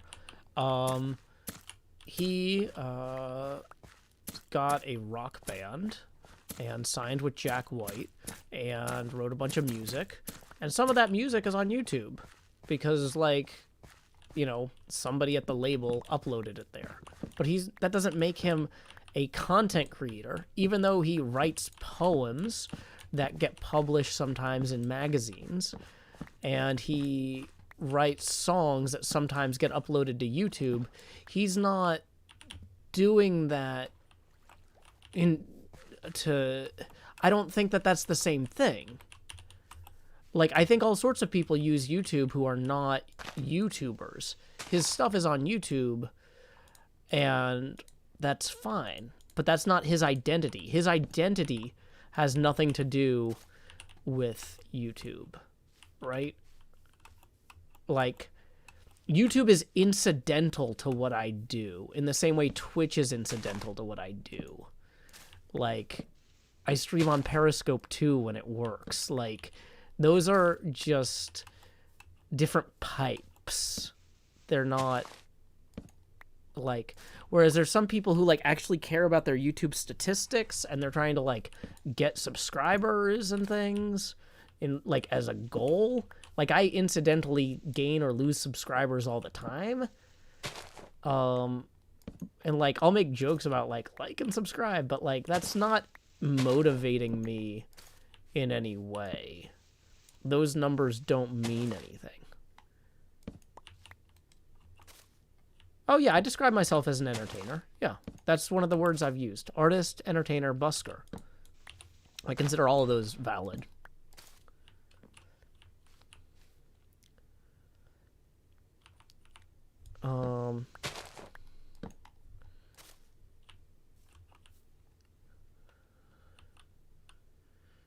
Unsatisfied Mind says, I think my Twitch app just cried after being called a pipe.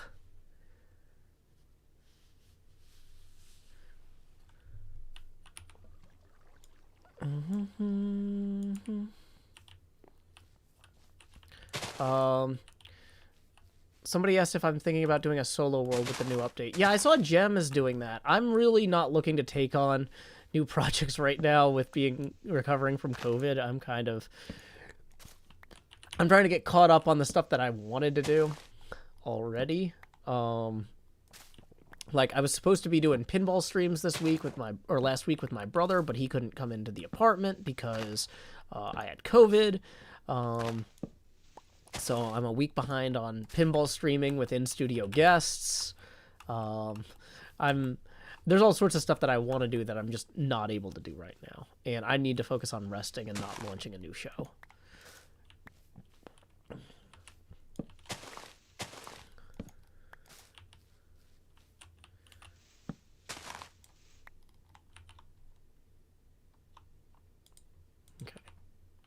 Yeah, this looks so much better without the torches everywhere, right? I knew it would.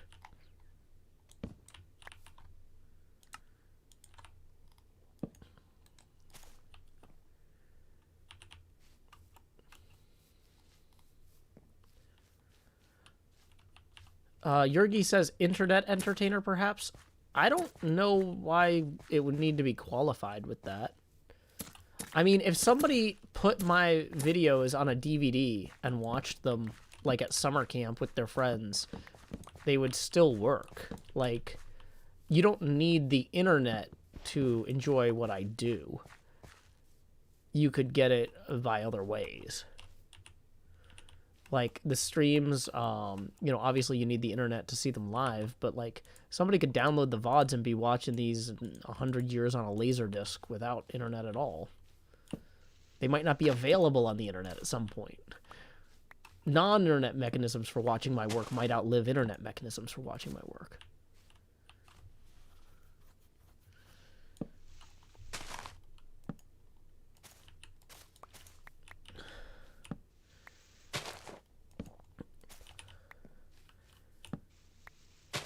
I mean, it feels like even if there are some people that you feel like content creator might technically describe what they do, it still feels like it's the wrong term to describe them. Okay, and I feel like it's the wrong term to describe me. Okay, so for example, let's say, who's somebody that y'all... So for example, Stephen Colbert is a late-night talk show host. He ran his own show called The Colbert Report, and clips of The Colbert Report were the most popular thing on YouTube for, like, a decade. But I feel like calling Stephen Colbert, if you were going to introduce him, because he was giving a talk at your alma mater, he's giving the graduation speech, commencement speech at your university, and you're the president of the student body, and you have to introduce him, would you say, NBC content creator Stephen Colbert? No. And I don't... Because it's not... Well, for one thing, he might be on CBS. I don't actually know, because I'm not up with all the cool industry news. But he's on one of those channels. But I feel like it's just not...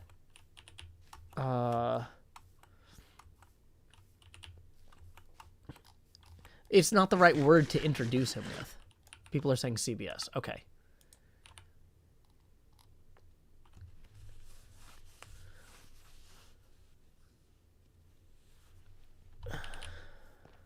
People are saying no because he's the host, but he also runs the writer's room.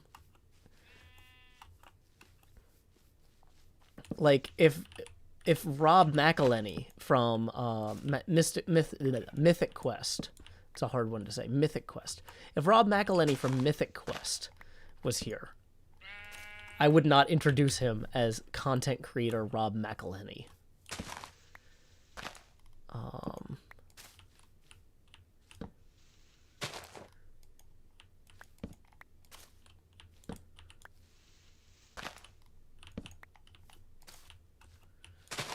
And some people would argue that I shouldn't even introduce him as Rob McElhenney, the executive producer of Mythic Quest. They would say I should describe him as one of the creators of Always Sunny in Philadelphia. So, like, if you're talking about somebody, usually you want to introduce the most important thing they do, right? if you're introducing someone. And people would argue Always Sunny in Philadelphia is a bigger show than Mythic Quest. So you introduce him as Rob McElhenney, one of the creators of It's Always Sunny in Philadelphia, one of the longest-running live-action comedy shows on television. And he might have other hobbies, but it's rude, or he might have other projects, but it's rude to introduce him in those with that unless that's the very specific context, you know? Like, if the mustache guy who plays Ron Swanson was on a carpentry show, they would introduce him as carpenter and runner and the founder of this woodworking shop in Los Angeles, who has also been on Parks and Recreation. But, you know, so I guess what I'm saying is, if somebody wants to ask me if I'm a content, or would I describe myself as a content creator, or should they describe me as a content creator? Is that the most important thing about what I do? Really? That's what you think? Even if you think I do that, Aviva, or some of you who are dug in on this. Nick Offerman, thank you.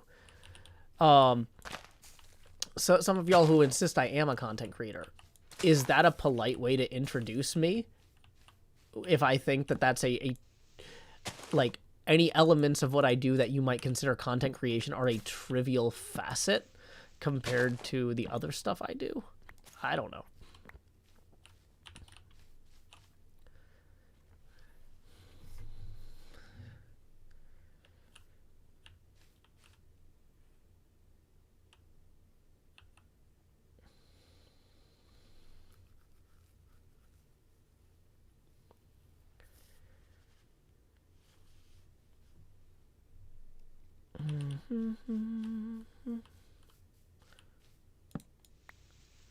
Aviva says, what? I got distracted by Blazeball. Well, I'm not going to repeat that point, Aviva.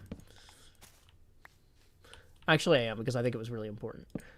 No, what I was saying is, if somebody has done multiple things, and you are introducing them, it's polite to introduce them by the thing that they do that is most important or relevant, right? So, Nick Offerman was one of the stars of Parks and Recreation, and he also runs a woodworking shop that he founded himself, right? He also enjoys fishing, right? Now, if you introduced him to a crowd at your alma mater or your university for the commencement speech, you wouldn't introduce him as avid fisherman Nick Offerman, because he would consider himself a fisherman. If you asked him, Nick, are you a fisherman? He'd say, oh, certainly. I made my own canoe. I love to get out there every chance I get. I think everyone should make their own boat and just enjoy being part of nature. But he wouldn't, that's not his job. That's not his, that's part of who he is and what he does to some degree, but that's not, or I almost feel like this is a bad example. Like, there's a word for, I'm sure, so he's a carpenter, right? But there are very specific terms of art for carpentry. And, so, for example, whittling is a type of woodworking. It's not, but it's less impressive than all the other ones. So introducing him as a whittler, like, yeah, he whittles some, but compared to the rest of the carpentry work he does, that's like the least impressive thing. Like, even if you believe that what I do is content creation by your definition, is that the most important part of what I do in terms of how I should be presented?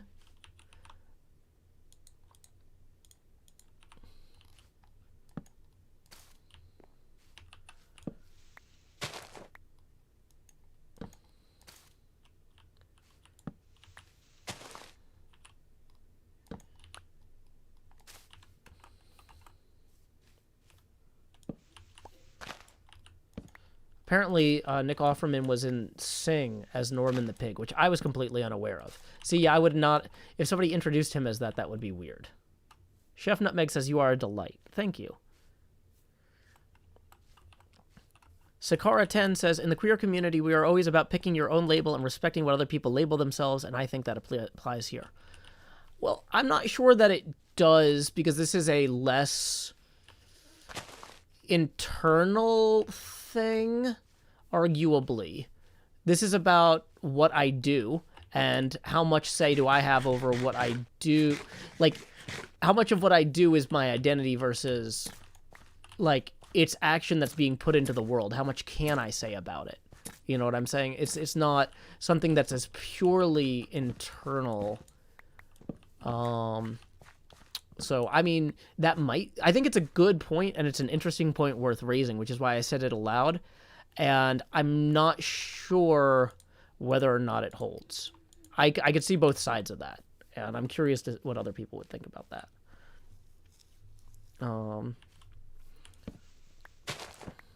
Okay.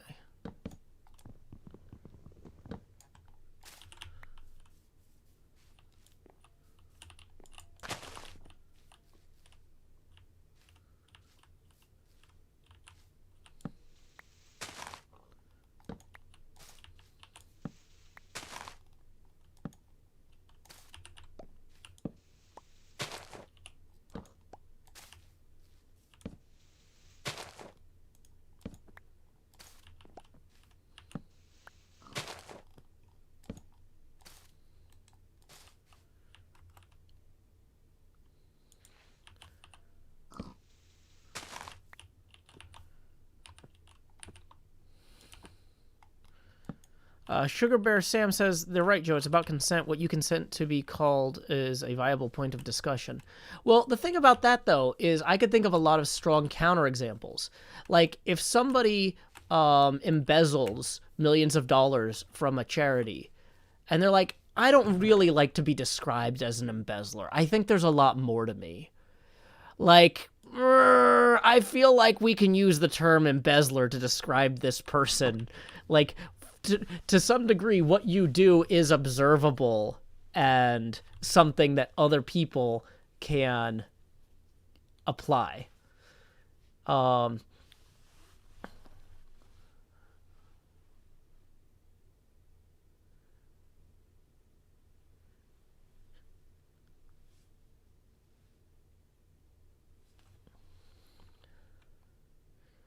I know you were talking about what Sakara said.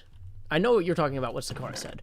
I'm just saying I'm not sure. That's part of why I'm not sure if what Sakara said applies to me in this case or not.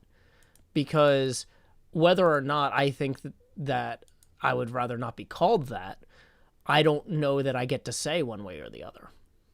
I don't know that it's fair for me to assert that sort of claim in that way. Because I could think of counterexamples that I would definitely not respect an embezzler saying, I don't want to be called an embezzler. Like, you know, that's just something they did. And so if you know, Aviva wants to argue that I'm creating content, so therefore I can be called a content creator, I don't know that I would describe what I make as content, but I could see that other people would. And so, like, I don't know. I don't. You know what I mean? Like, it's.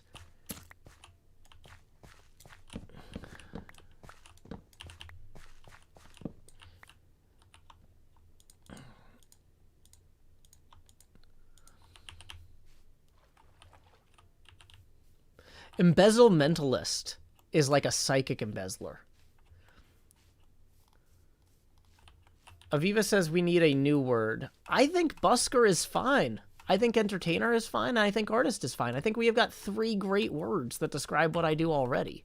So I don't really see a need for a new one.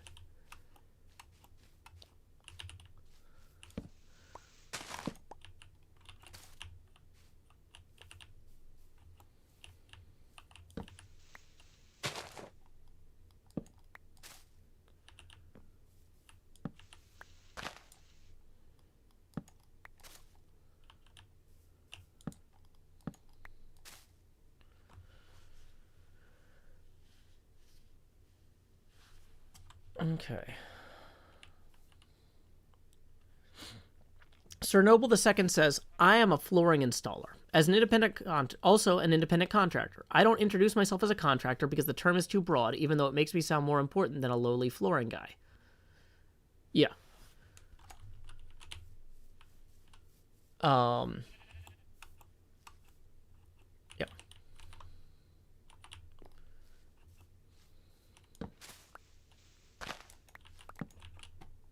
Yeah, I usually just say, like, if I'm talking to, like, parents at my kid's school, and they're like, what do you do? Oh, I'm a self-employed artist and entertainer.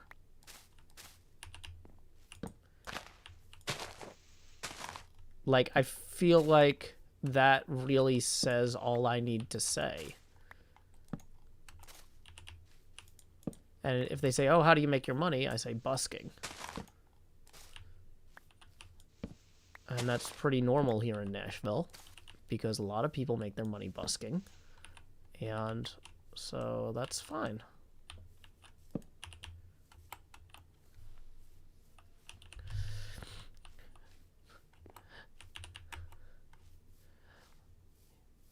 Buskar sounds fancy in my brain.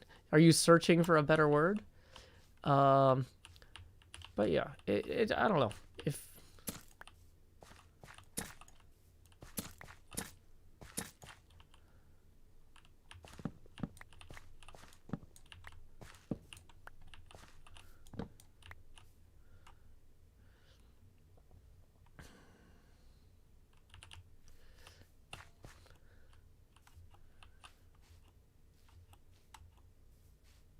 Martin Clerk says if you're ashamed of your career, you shouldn't be doing it. Well, I don't have a career as a content creator. I have a career as a self-employed artist, and I'm proud of that.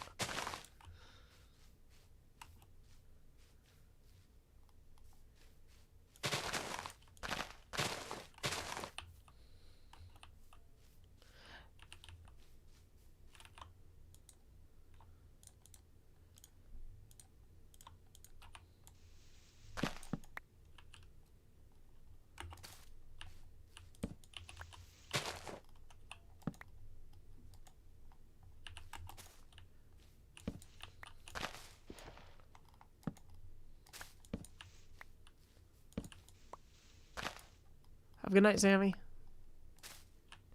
Mr. Hardluck says busker isn't part of everyone's vocabulary. Yeah, but it's normal around here, so that's what I use when I'm talking to other parents around here.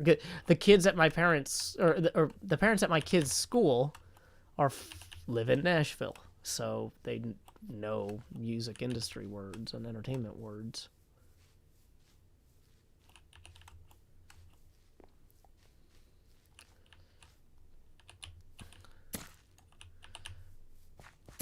But, like, I feel like, for example, you know, if you wanted to argue that writing novels was content creation, I don't think that calling the creators of The Expanse, or the writers of The Expanse, content creators would be a valid description. I would call them novelists, or authors, or writers, right? Like, and any of those three words are equally good, but they're all better than content creator. There's no reason to call them a content creator or content creators. Like, it's not necessary. We have other better words that are more descriptive and more accurate.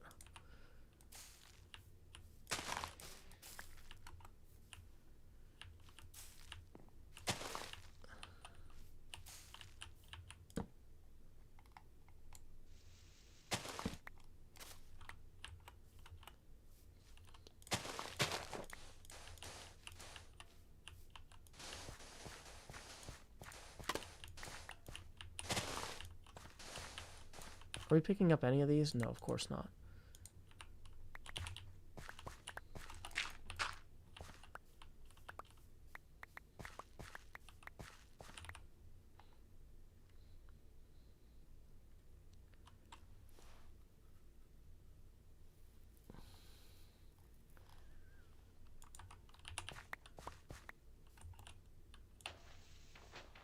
What's the cyan powder from? That's where we were marking where the wall went originally.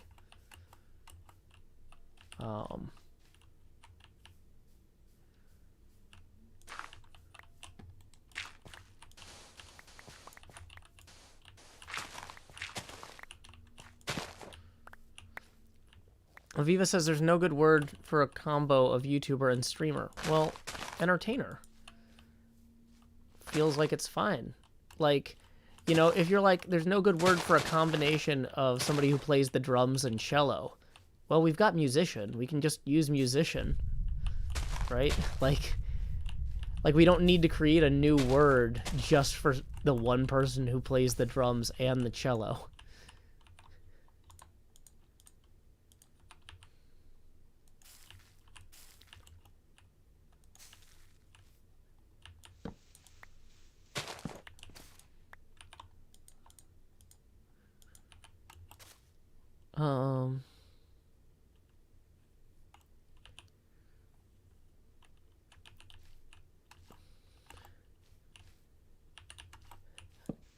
Oh my gosh. Okay, somebody just, Zoro Anvil, suggests that, some of the most recognizable and successful content creators are, the authors of the Bible. Yeah. Yeah, that's a...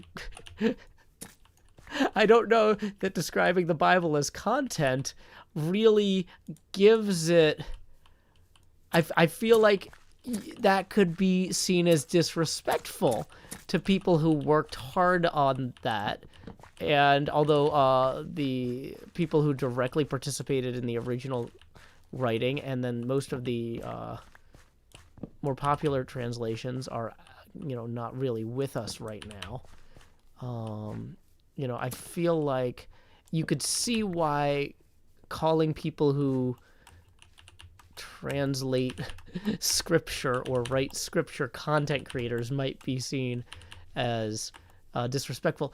Ironically, though, I do think that the kind of wandering voice crying out in the desert thing is a clear direct predecessor to what streamers and YouTubers do these days. So I would argue that we have more in common with John the Baptist than with Matthew, Mark, Luke, and John. Wow, I am sick. Sorry, my brain is not going well. But okay.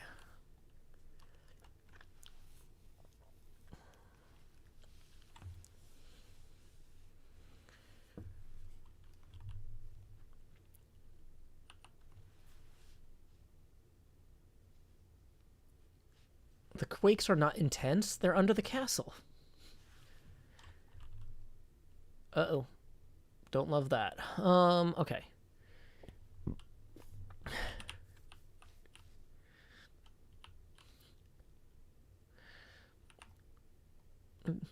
Yee says, did Moses ever do any streams? And Jill Jackson says he did make a stream come out of a rock once. Yes, Moses. Famous streamer. But you see what I'm saying? Like, this is the sort of thing, like, I'm laughing about it, but for people who take their work seriously, feeling like their work is misclassified could be something that's upsetting to them, or at least, like, weird. Like, it's weird to me when people call my work content, because I don't think of it that way. And I don't always correct them, because it's not always polite to tell people they're wrong, even if it's about something that you know more about than them. I feel like I know more about my approach to my work than most people do. But that doesn't mean I'm not a jerk if I make a big deal out of it. It's like they didn't mean any harm by calling it that. You know, just whatever, let it slide.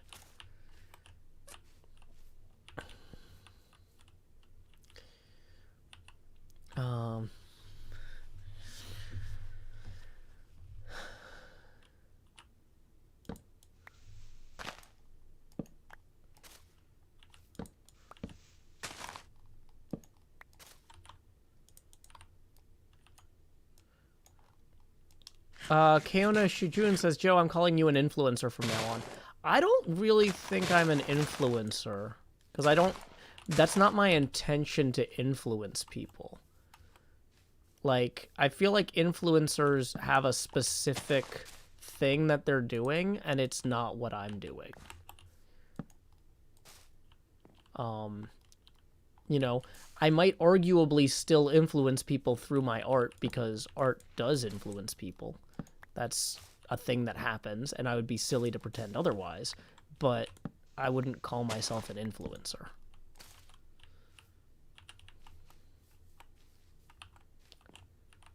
Okay.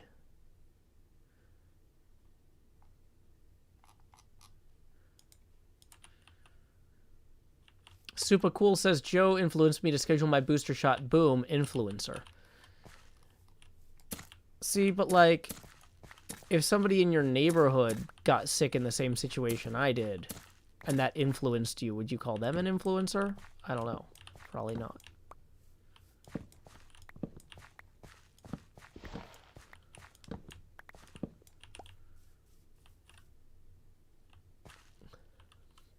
How to place blocks and influence people. Yeah, I'm the next... Oh, what's that guy's name? Oh, man. I would know this if I wasn't sick. This is how bad my brain is muddled. Oh, what's that guy's name? He's super famous. One of my brothers' employer paid for him to take a course to get, like, a certification with it or whatever. We've talked about it at length. And I can't remember it. Dang it. Dale Carnegie. Yeah. So Dale Carnegie actually has, like, his foundation or whatever apparently does courses where you can get, like, a management course in influencing people or whatever.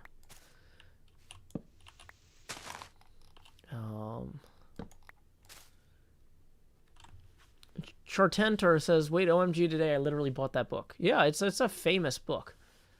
But I'm not getting paid by Pfizer to influence you or Moderna to influence you. So, yeah, that makes sense. That makes sense. Okay.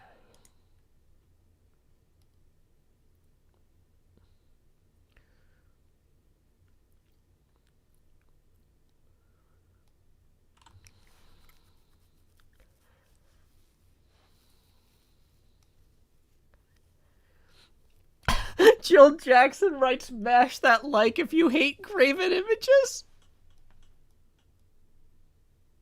Okay, Jill Jackson, you are killing it tonight. You are killing it. You are killing it tonight, Jill Jackson. Smash that like if you hate graven images. Oh boy. Oh boy. That is gold.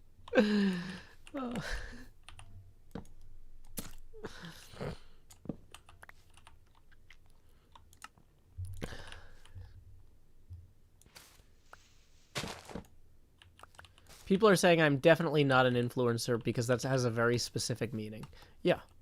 Thank you. I am glad that we are in agreement on that at least. Thank you, DJ Frog Time. Okay, let's go climb up on the scaffolding real quick and get a sense of how much better this looks, because I think it's going to look way better. Jill Jackson says, thanks, I'm having a good time. You're doing great. You're doing great. Okay. Oh my gosh, this is already a bajillion times better. And we haven't even added anything yet. Right now, we're just taking things away mostly. And then we're going to start putting stuff in down here. I just wanted to get all the torches cleared out and kind of figure out where the lights need to go and stuff like that. And then we're going to put in some organic type stuff down here. Oh, this is fantastic. I did not want to just leave this ugly thing underneath here this whole time because it was going to bother me. Okay.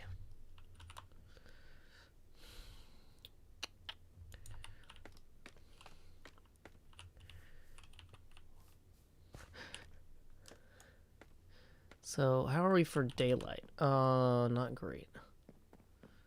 We do kind of need to go get more bone meal. I don't know that Cleo's bone meal generator has been loaded, really, because we haven't really been over there. DJ Frogtime says, what sorts of things are you putting in there? Well, that's part of the fun. We're going to see those another day. But yeah, we do need to go get more bone meal. Let's just grab some bone meal out of the flower farm, and then we can restock that with the stuff that we're mulching later. Because the flower farm is right here. Ruth Miller says, it's more like saying laborer is a valid description of someone's career. Yeah, it's technically accurate, but it doesn't tell you much. Yeah, that's a great way to describe it. Is like, you know, if somebody is a, like, master carpenter who goes out to construction sites and does on-site carpentry work, technically, yes, they are a laborer. But it's rude to call them that because, like, they're doing more. And with a level of intention and training that exceeds the baseline.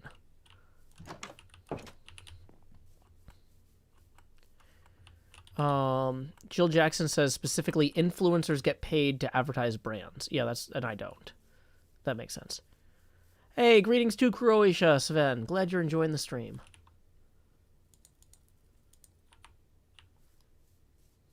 Okay.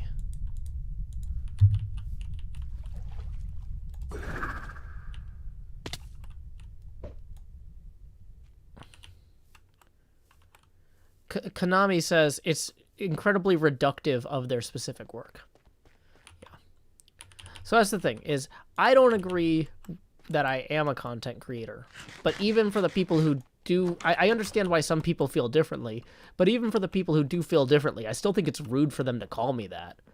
Like, even if you do think that that label does apply to me technically, it still seems incredibly reductive to call me that when there's so many better words. That's a great way to put it. Reductive. Thank you, Konami, for saying that in the YouTube chat.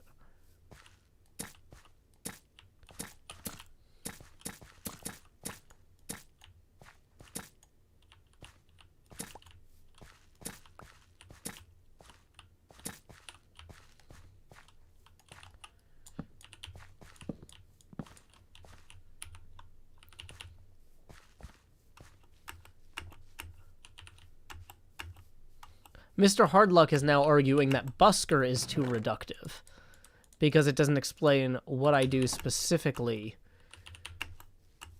to solicit money from my audience.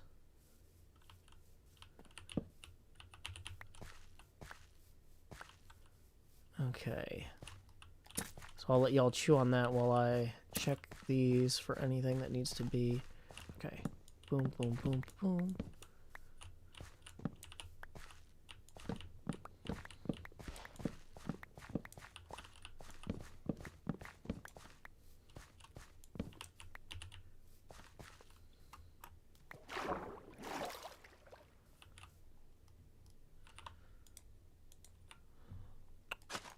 And let's plant a new one here.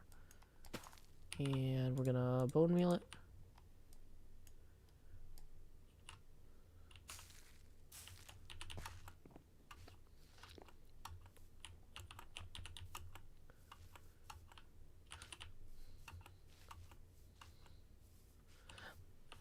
Cutie Monster says, busker is still more descriptive than content creator. I agree with you there. And people are saying that because busker implies entertainment and art creation, it is less reductive than content creator to the point of usefulness. So that's helpful.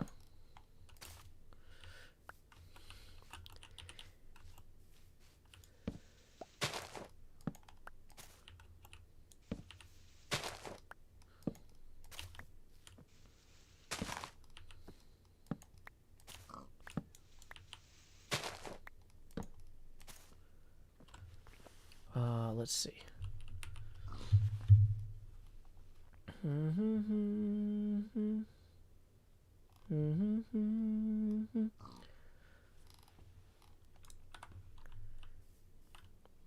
Ruth Miller agrees that busker pretty clearly implies that one entertains an audience in exchange for tips.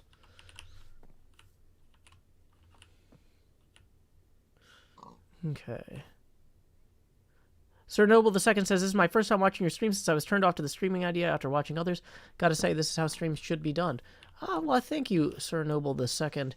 Yeah, you know, I grew up wanting to go into radio and have a talk show and chat with people who would call in and, you know, that sort of thing.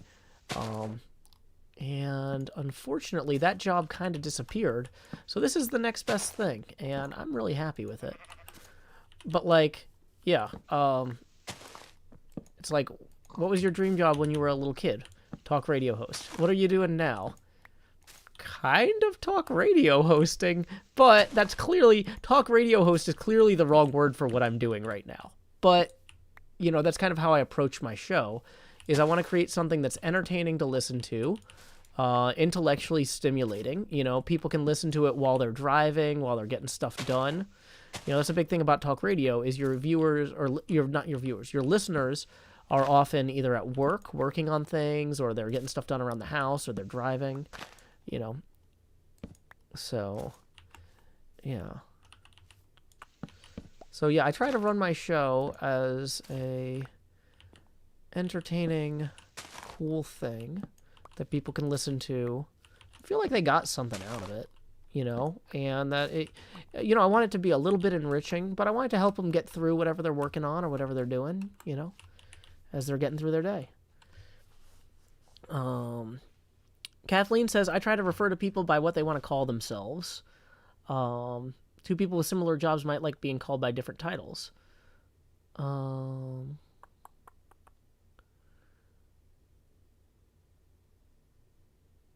Let's see.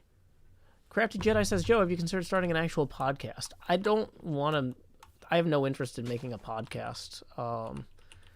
I feel like this is a better format for me because podcasts are asynchronous. Like, I like doing live stuff like this.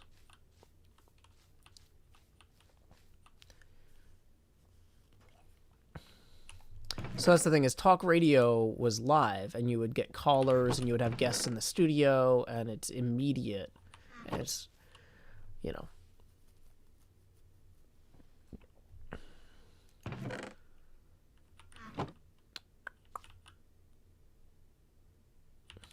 Whoa, not loving that.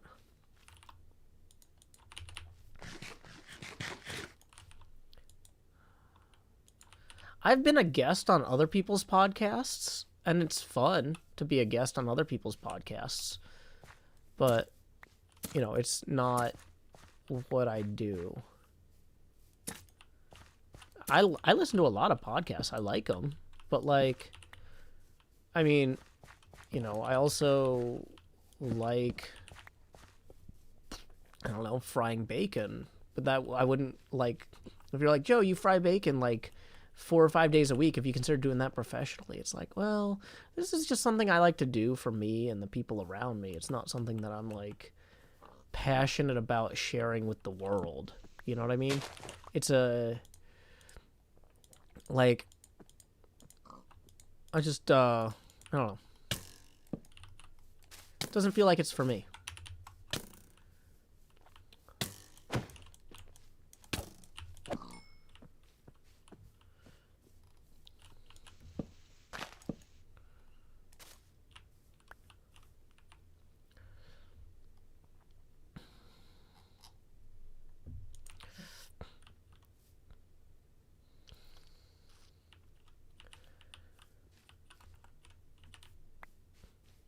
DJ Frogtime says, my yoga instructor wants me to train to be a yoga teacher, but I prefer it as a hobby. Yeah.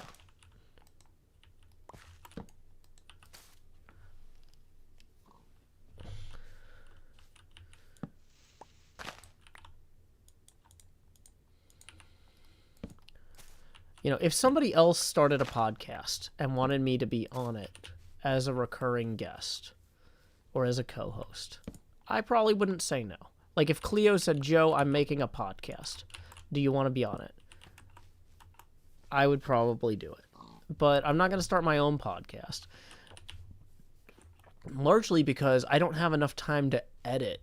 Like, even if I did want to make one, which I don't, I don't have enough time to edit my YouTube Dang it, now you guys have got me using the word content. You're killing me, Smalls. See, this is what happens. You let people tell you what you're doing enough, and you lose sight of things. Like, I don't have enough time to make my YouTube videos. As is, in terms of editing. Y'all are killing me. See, this is why you don't let people call you stupid or ugly. Because it internalizes. Even if you don't believe them at first. You hear the same thing over and over again, and you start using it mentally. Because that's how language works. Whether you like it or not. And you have to fight back.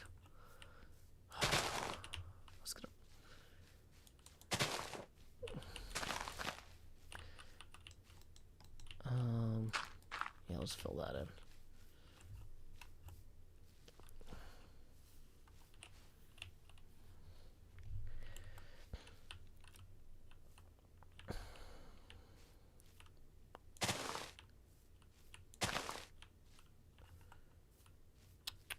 Okay, this right here definitely can go. That little shelf is not helpful, and that's how you get mobs. You can get rid of that for sure.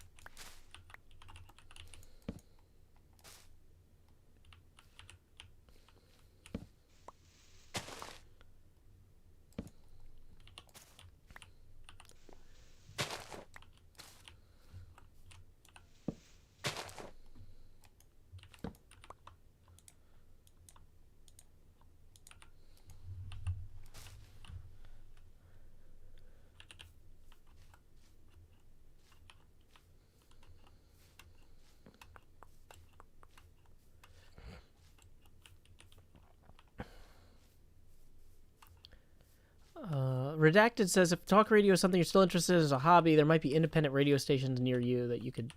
I mean, realistically, I feel like the energy that I had directed toward that is pretty well funneled into hanging out with y'all at this point. I don't feel like that's something that I'm not getting. Just because I'm not on the airwaves, I'm not like, oh no, my dream is dead. You know, I feel like this is a pretty good substitute, all told, you know.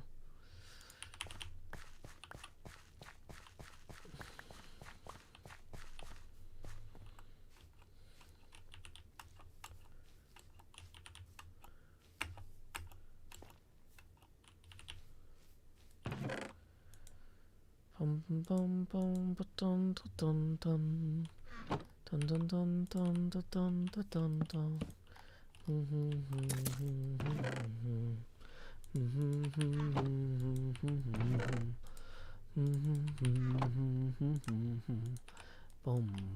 boom, boom.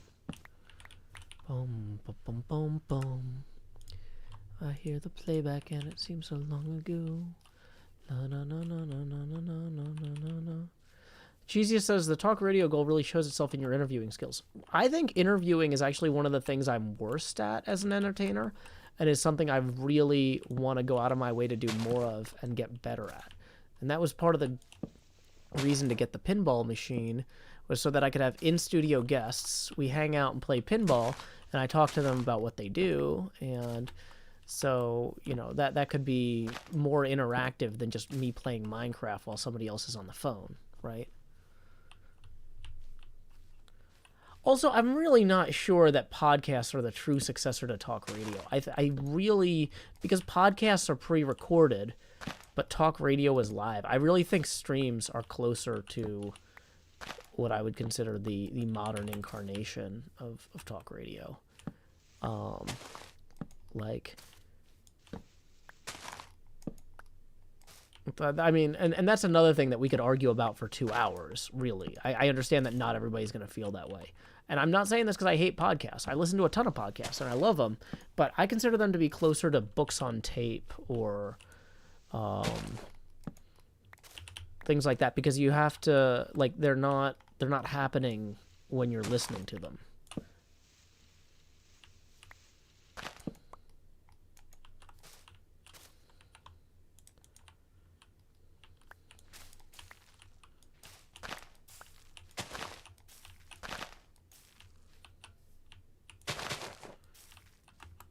I mean, there's a reason that even after taping technology became available, radio stations would rather have, like, somebody fill in for the host than do taped shows for a week.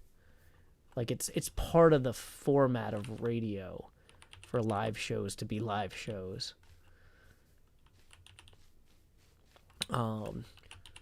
Yeah, podcasts by definition are an RSS feed hooked up to an MP3.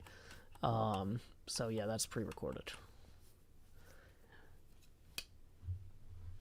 Why is that guy spamming? Let's get rid of the spammer. Podcasts can be recorded live, but they're not played live. You're not listening to them live. Tanner Blaze tips 10. Thank you, Tanner Blaze, who says, wanted to wish you, Badger, and your daughter a speedy recovery. I tested positive last year myself and know how nerve-wracking it can be. How's taste and smell? I just got mine back last month. Mine didn't really go away, fortunately. So still here. But thank you. Appreciate it. That puts us 10 away from the next face camera expansion. Tips are welcome via paypal.me/JoeHills and YouTube Super Chat.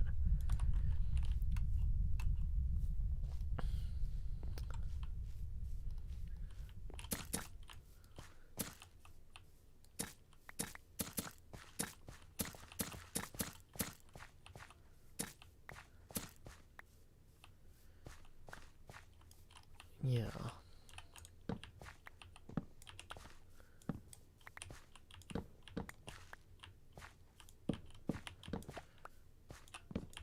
Some people are saying that some podcasts have a live audience in studio while they record them.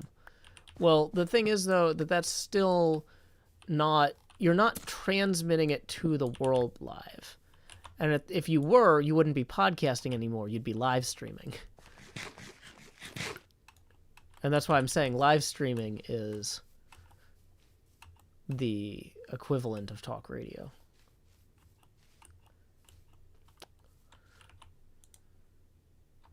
Like one of my favorite podcasts, the Shaft podcast, live streams their recording process. But it's not a podcast yet. It's a podcast once it's edited and added. Well, really, it doesn't even need to be edited. But once it's hooked up to an RSS feed and uploaded somewhere. But, like, at that point, it's no longer live. Badger had corn dogs for the first time. She's writing about this in the Discord chat. And she couldn't taste them because of the COVID. And she was like, are these corn dogs unusually bland? And I was just looking at her, and I'm like, all corn dogs are unusually bland? Like, so these are not outside of expected parameters? But I don't know how to answer this question helpfully. So there you go, folks. I'm just as unhelpful on every question that I'm asked as I am about this one. Oh yeah, and NJ, thank you for sending those cookies. Sorry I forgot about that. My brain is just everywhere today. But yeah, that was very kind of you.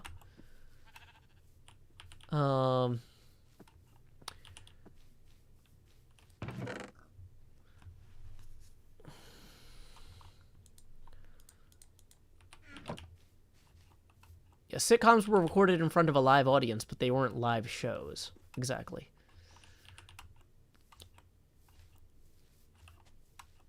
Does a live stream turn into a podcast if you're watching a VOD? No, because it's not... podcasts have a specific, like, Atom RSS feed format. Like, if you're not using XML to deliver it, it's not a podcast, basically. And you can watch a VOD without XML like that. I have had to read way too much of RSS and podcast specifications to build custom parsers and things like that for previous employers. VOD is short for video on demand, which is distinct from a podcast.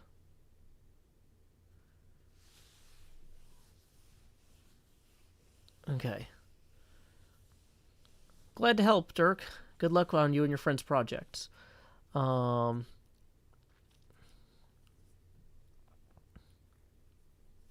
Tanner, I'm glad your taste and smell are back. Yeah, because a year's a long time. That sucks.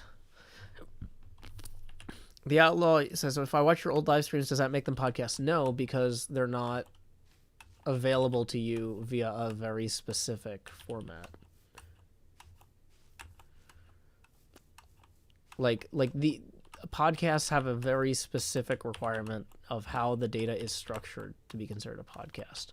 Like, a podcast needs to have a feed that follows this XML Atom RSS standard, and I'm way too tired to do that from memory, because the last time I worked with that intensely was like 12 years ago, probably now.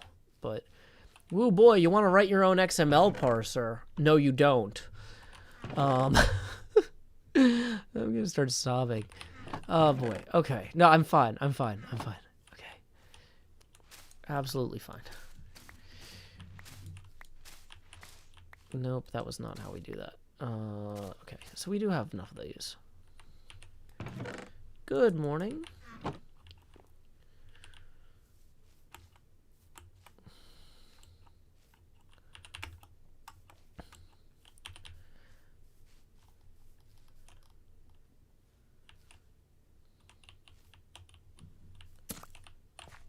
Casewalker Space Talker says XML injection ain't no joke. No.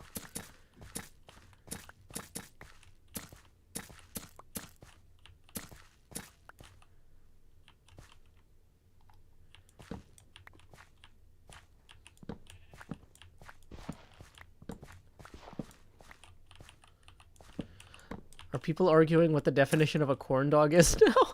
Great. Oh yeah, we're doing great work here today, everybody. Great work. Okay. Falling Off a Cliff says, is the format of podcast somehow superior in accessibility than other alternative methods of sharing audio media? Yeah, because it's got a specific feed for the specific show. Or for us, so podcasts allow you to subscribe to a feed, and then pull the latest files when they're released and download them locally, which is distinct from VODs on like Twitch or YouTube, which are streamed, and you don't have a particular feed that you can pull with like an industry standard. Have a good night, Casewalker Space Talker. Okay.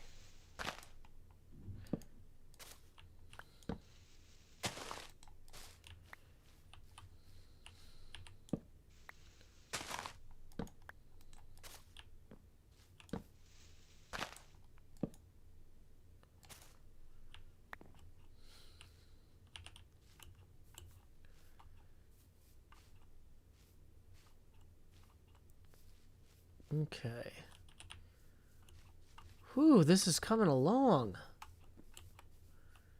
Let's get that dirt cleaned up. Can we do that? Is that within our power today? If we ender pearl up there. Boom, look at that. Pro ender pearl. Bad shoveling.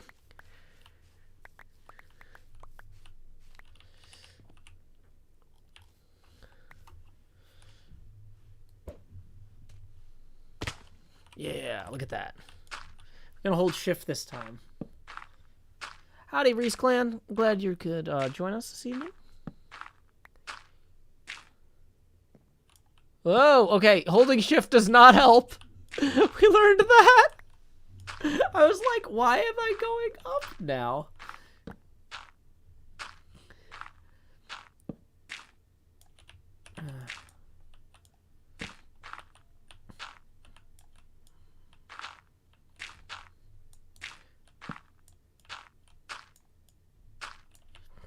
Okay, and down. Woo, we did it. Welcome, Brain Boy. Glad you could join us. Okay.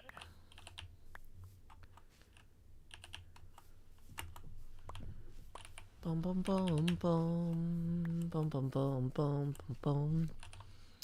Da da da da dun dun dun dun dun dun dun dun.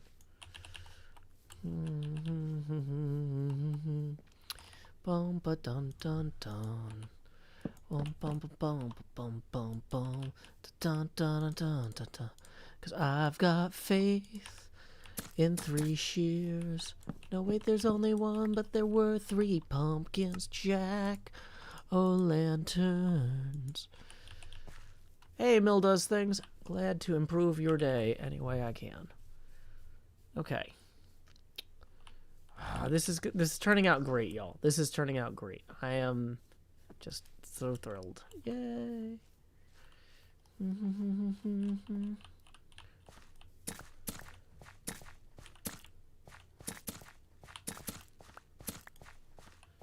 Okay.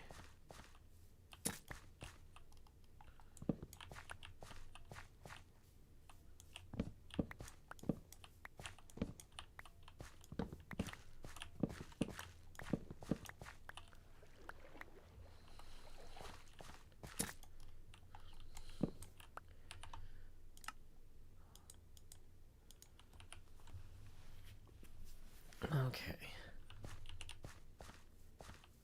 Yee says you even do the songs part of being a radio host. Yeah. It's part of the fun.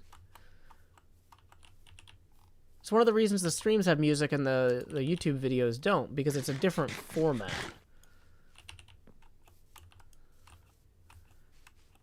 It's 2 different kinds of show entirely.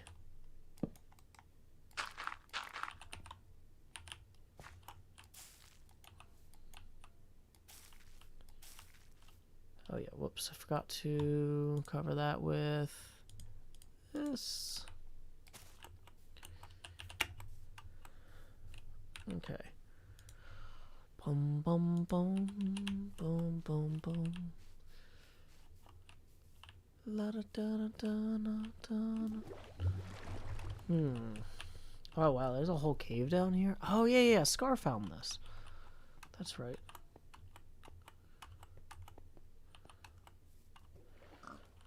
So here's what it comes down to, is I say I'm an artist, and people are like, you're not an artist, you're pretentious. And I'm like, that's evidence that I'm an artist. And that's where we're at. That's as far as we're gonna get with this, it seems.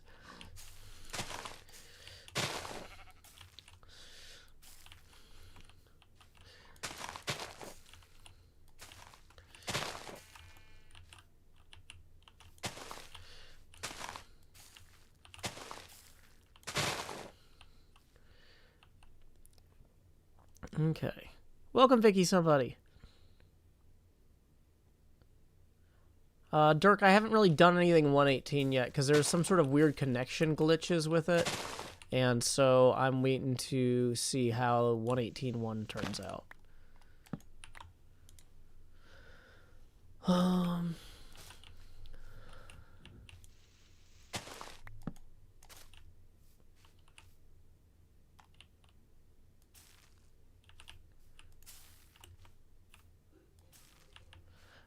I do love the argument that I'm too pretentious to be an artist, though. That makes me happy.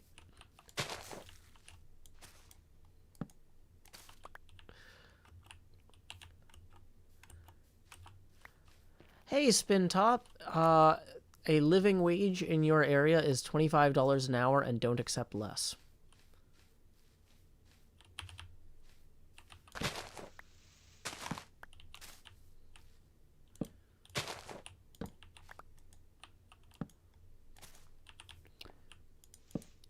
Okay.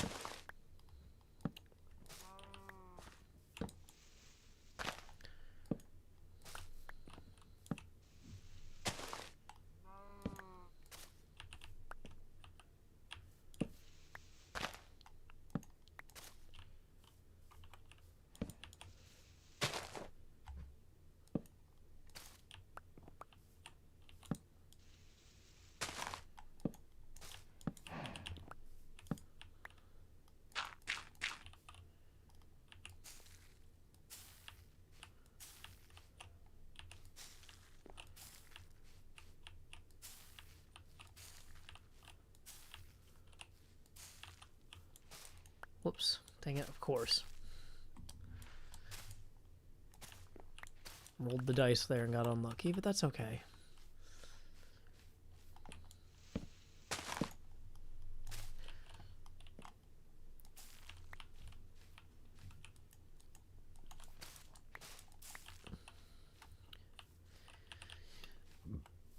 Are there any 118 changes or features you're looking forward to in particular? Asks Fallen Off a Cliff. I am really looking forward to the expanded build height.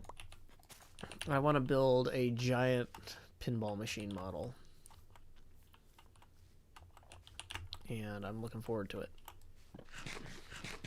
That's one of the reasons, too, I wanted to get a pinball machine, so I could take pictures and video from inside of an actual machine and show, like, what I'm working on and what I'm building in game and stuff.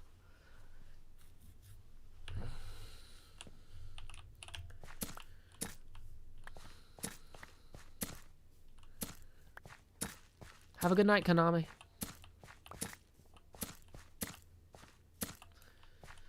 Okay.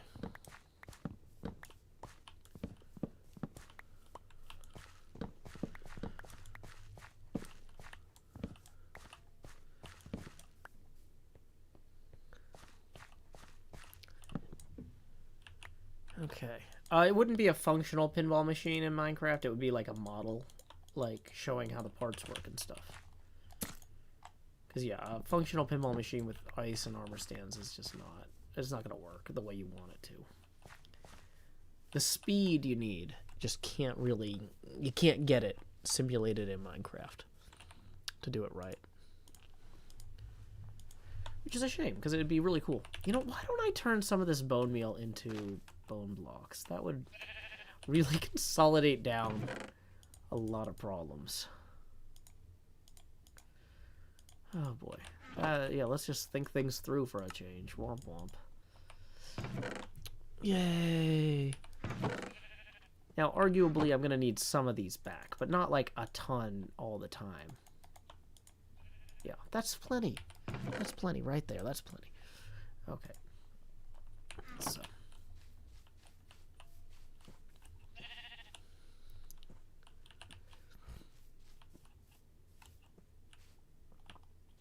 Okay. Quick reminder, we are 10 away from the next face camera expansion, and tips are welcome via paypal.me/JoeHills and YouTube Super Chat. Okay.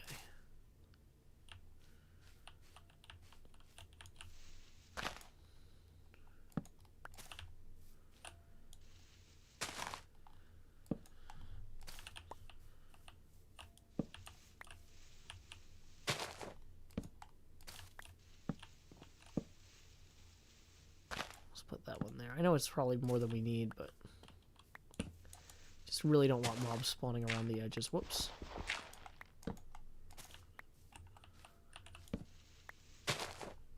Dang it. Why am I doing that? Oh, killing me. I think I'm getting tired. I feel like I'm having a lot of fun. And I just haven't gotten to, I really genuinely miss chatting with y'all, being sick. Like, it's a highlight of my day to get to hang out with y'all at the end of the night. And I know sometimes I'm really tired because being a single parent is exhausting, but oh boy, I really do enjoy this. Okay. Okay.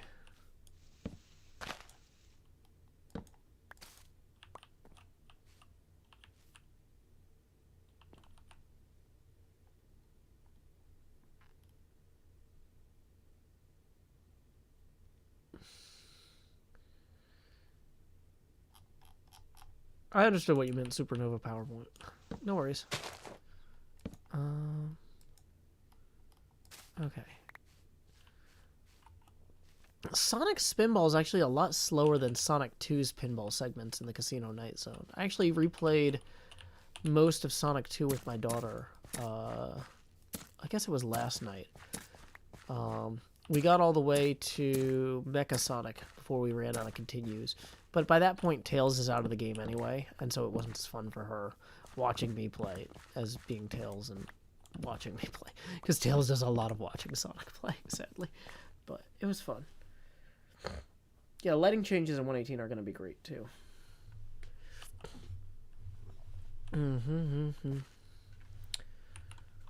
Okay.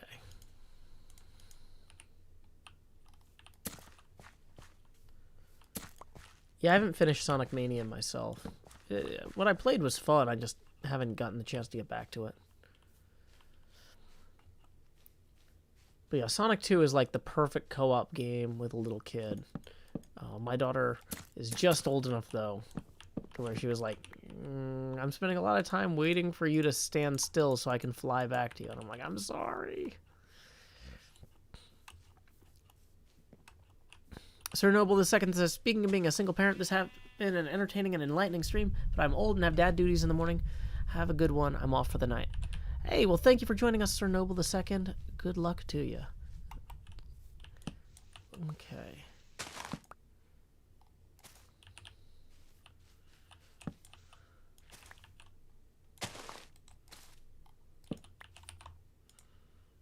Boom, boom, boom, boom. Boom, boom, boom, boom, boom. Da, na, na, na, da. Do, do, do, do, do.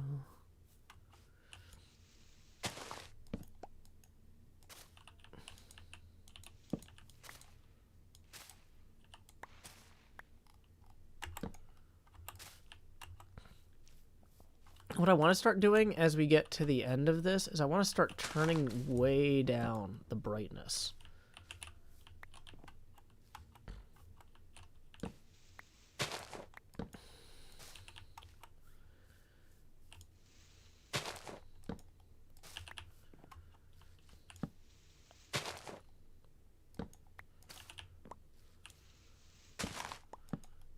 Like, let's set this to booty. And climb up here. Oh boy.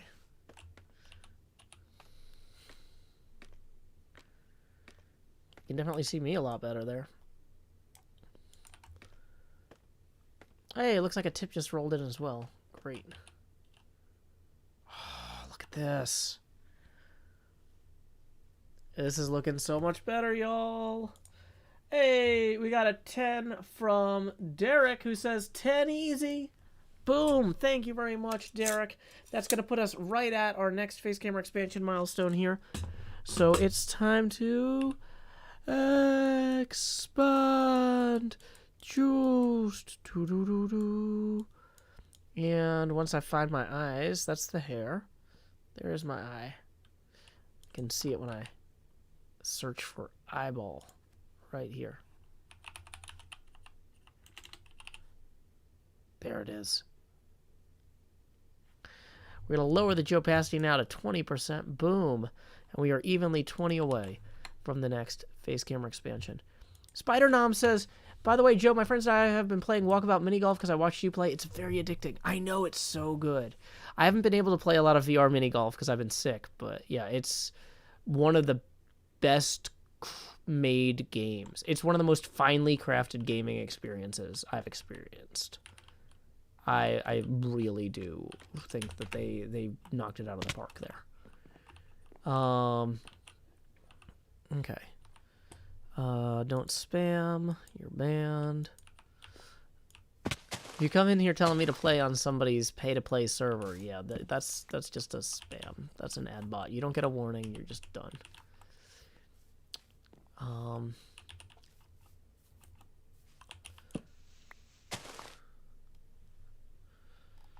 Okay.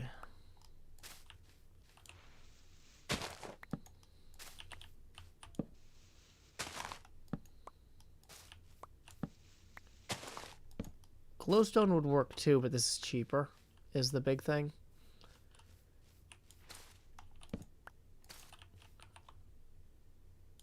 Yeah. Whoa! Don't love that. This is one of the reasons I'm staying somewhere with a roof right now.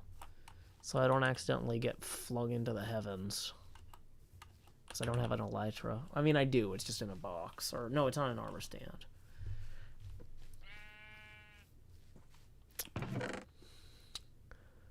Okay, what are we getting out of here? Nothing. We're putting stuff away. There it is. Okay. Cutie Monster says, it would be funny if you floated to the heavens. You say that, but I just got all netherite gear. I don't want to die. Because I got thrown into the sky.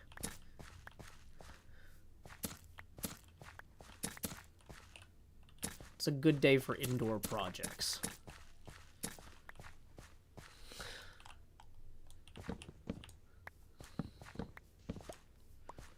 And subterranean projects. No Wings Club!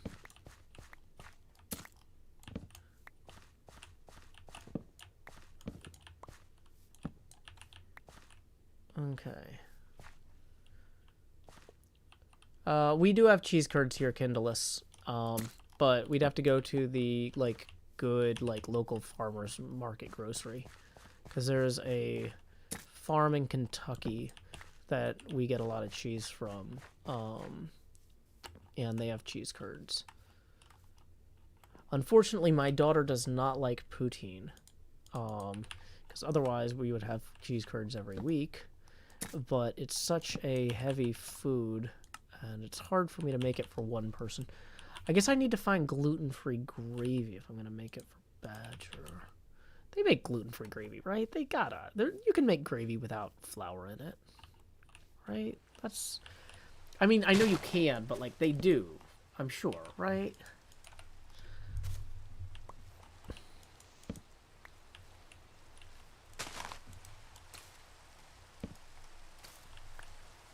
Is it raining? But it's always sunny on HermitCraft. Okay. So yeah, I'm going to want to remove these torches eventually as well. So that means we got to put these in along here.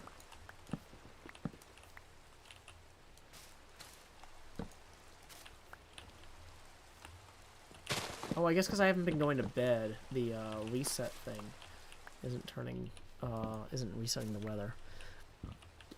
B-dubs is the real reason it never rains here.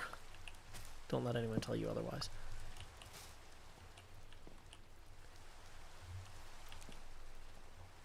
People are saying you can get gluten-free gravy. Okay, cool. Non-wheat flour. Okay.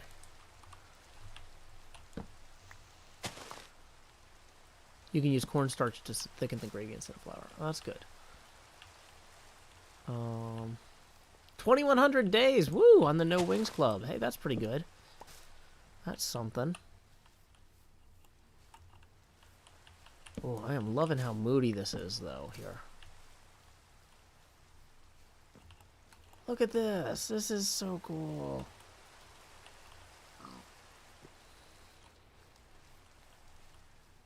I mean, there's still some torches throughout that we're going to remove, but... There's one.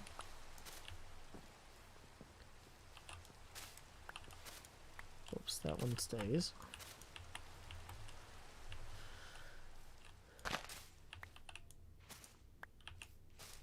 That one stays. This one doesn't. I feel like we probably need another one here. Probably another one here, just to be safe.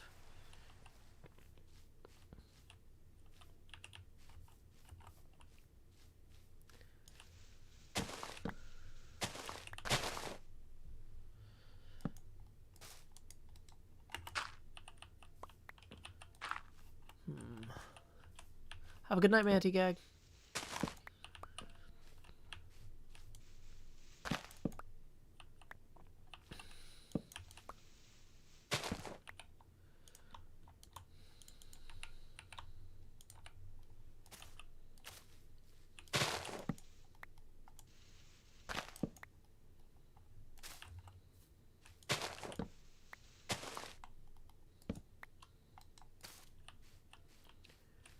Okay. Yeah, this is looking good. Well, we'll leave that one there actually for now, but we'll replace it later. And oh, we still have this cluster over here, but this pumpkin farm is not long term anyway. Plus, one thing that's nice is Cleo will have these chunks loaded when she's doing her work tomorrow. So these will all be easily,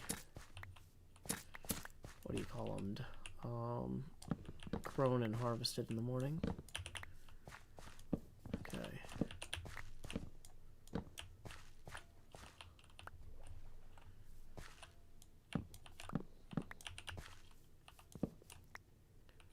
Somebody's like, what's the weird glare? That's me. If I search for me in Minecraft, my eye should show up.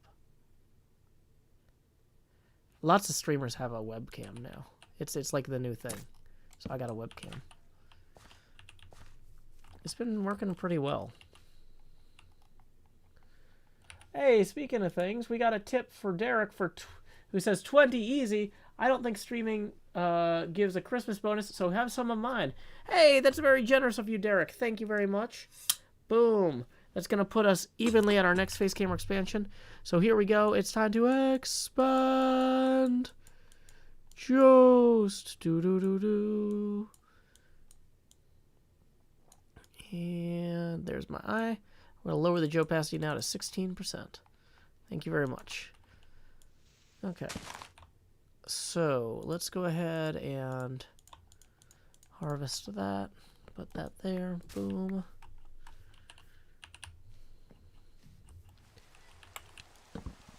You really hear that rain when you get close to the edge. Here.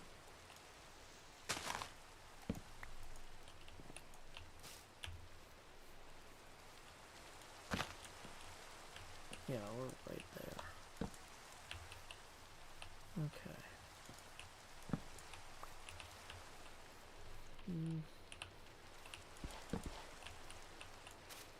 Okay, so that's already there. That's there. That doesn't need to be a ledge. Let's allegedly remove that. This here maybe could afford to have a little bit more light.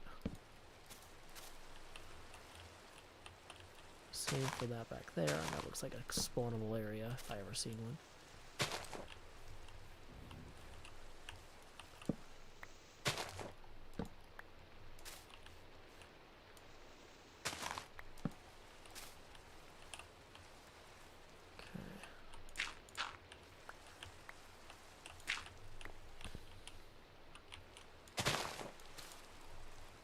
One of these right here.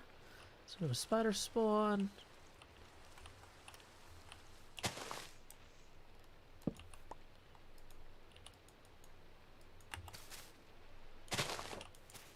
There we go.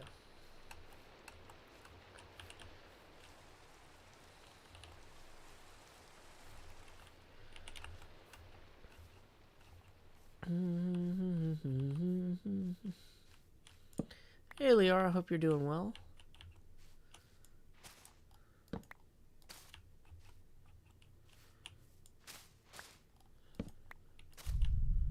Oof, it's a big one. Not loving that.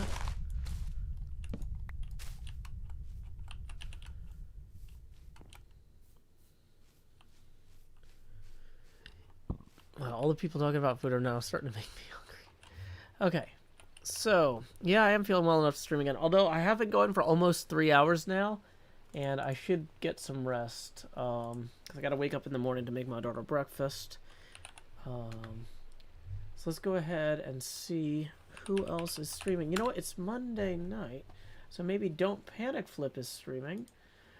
George is the one who's actually renting me the, what do you call it? The Guardians of the Galaxy pinball machine. So we're going to go ahead and raid him, because that is a very cool thing of him to do. He's over at twitch.tv/don'tpanicflip. When you get there, say howdy, y'all. Joe Hills raid here.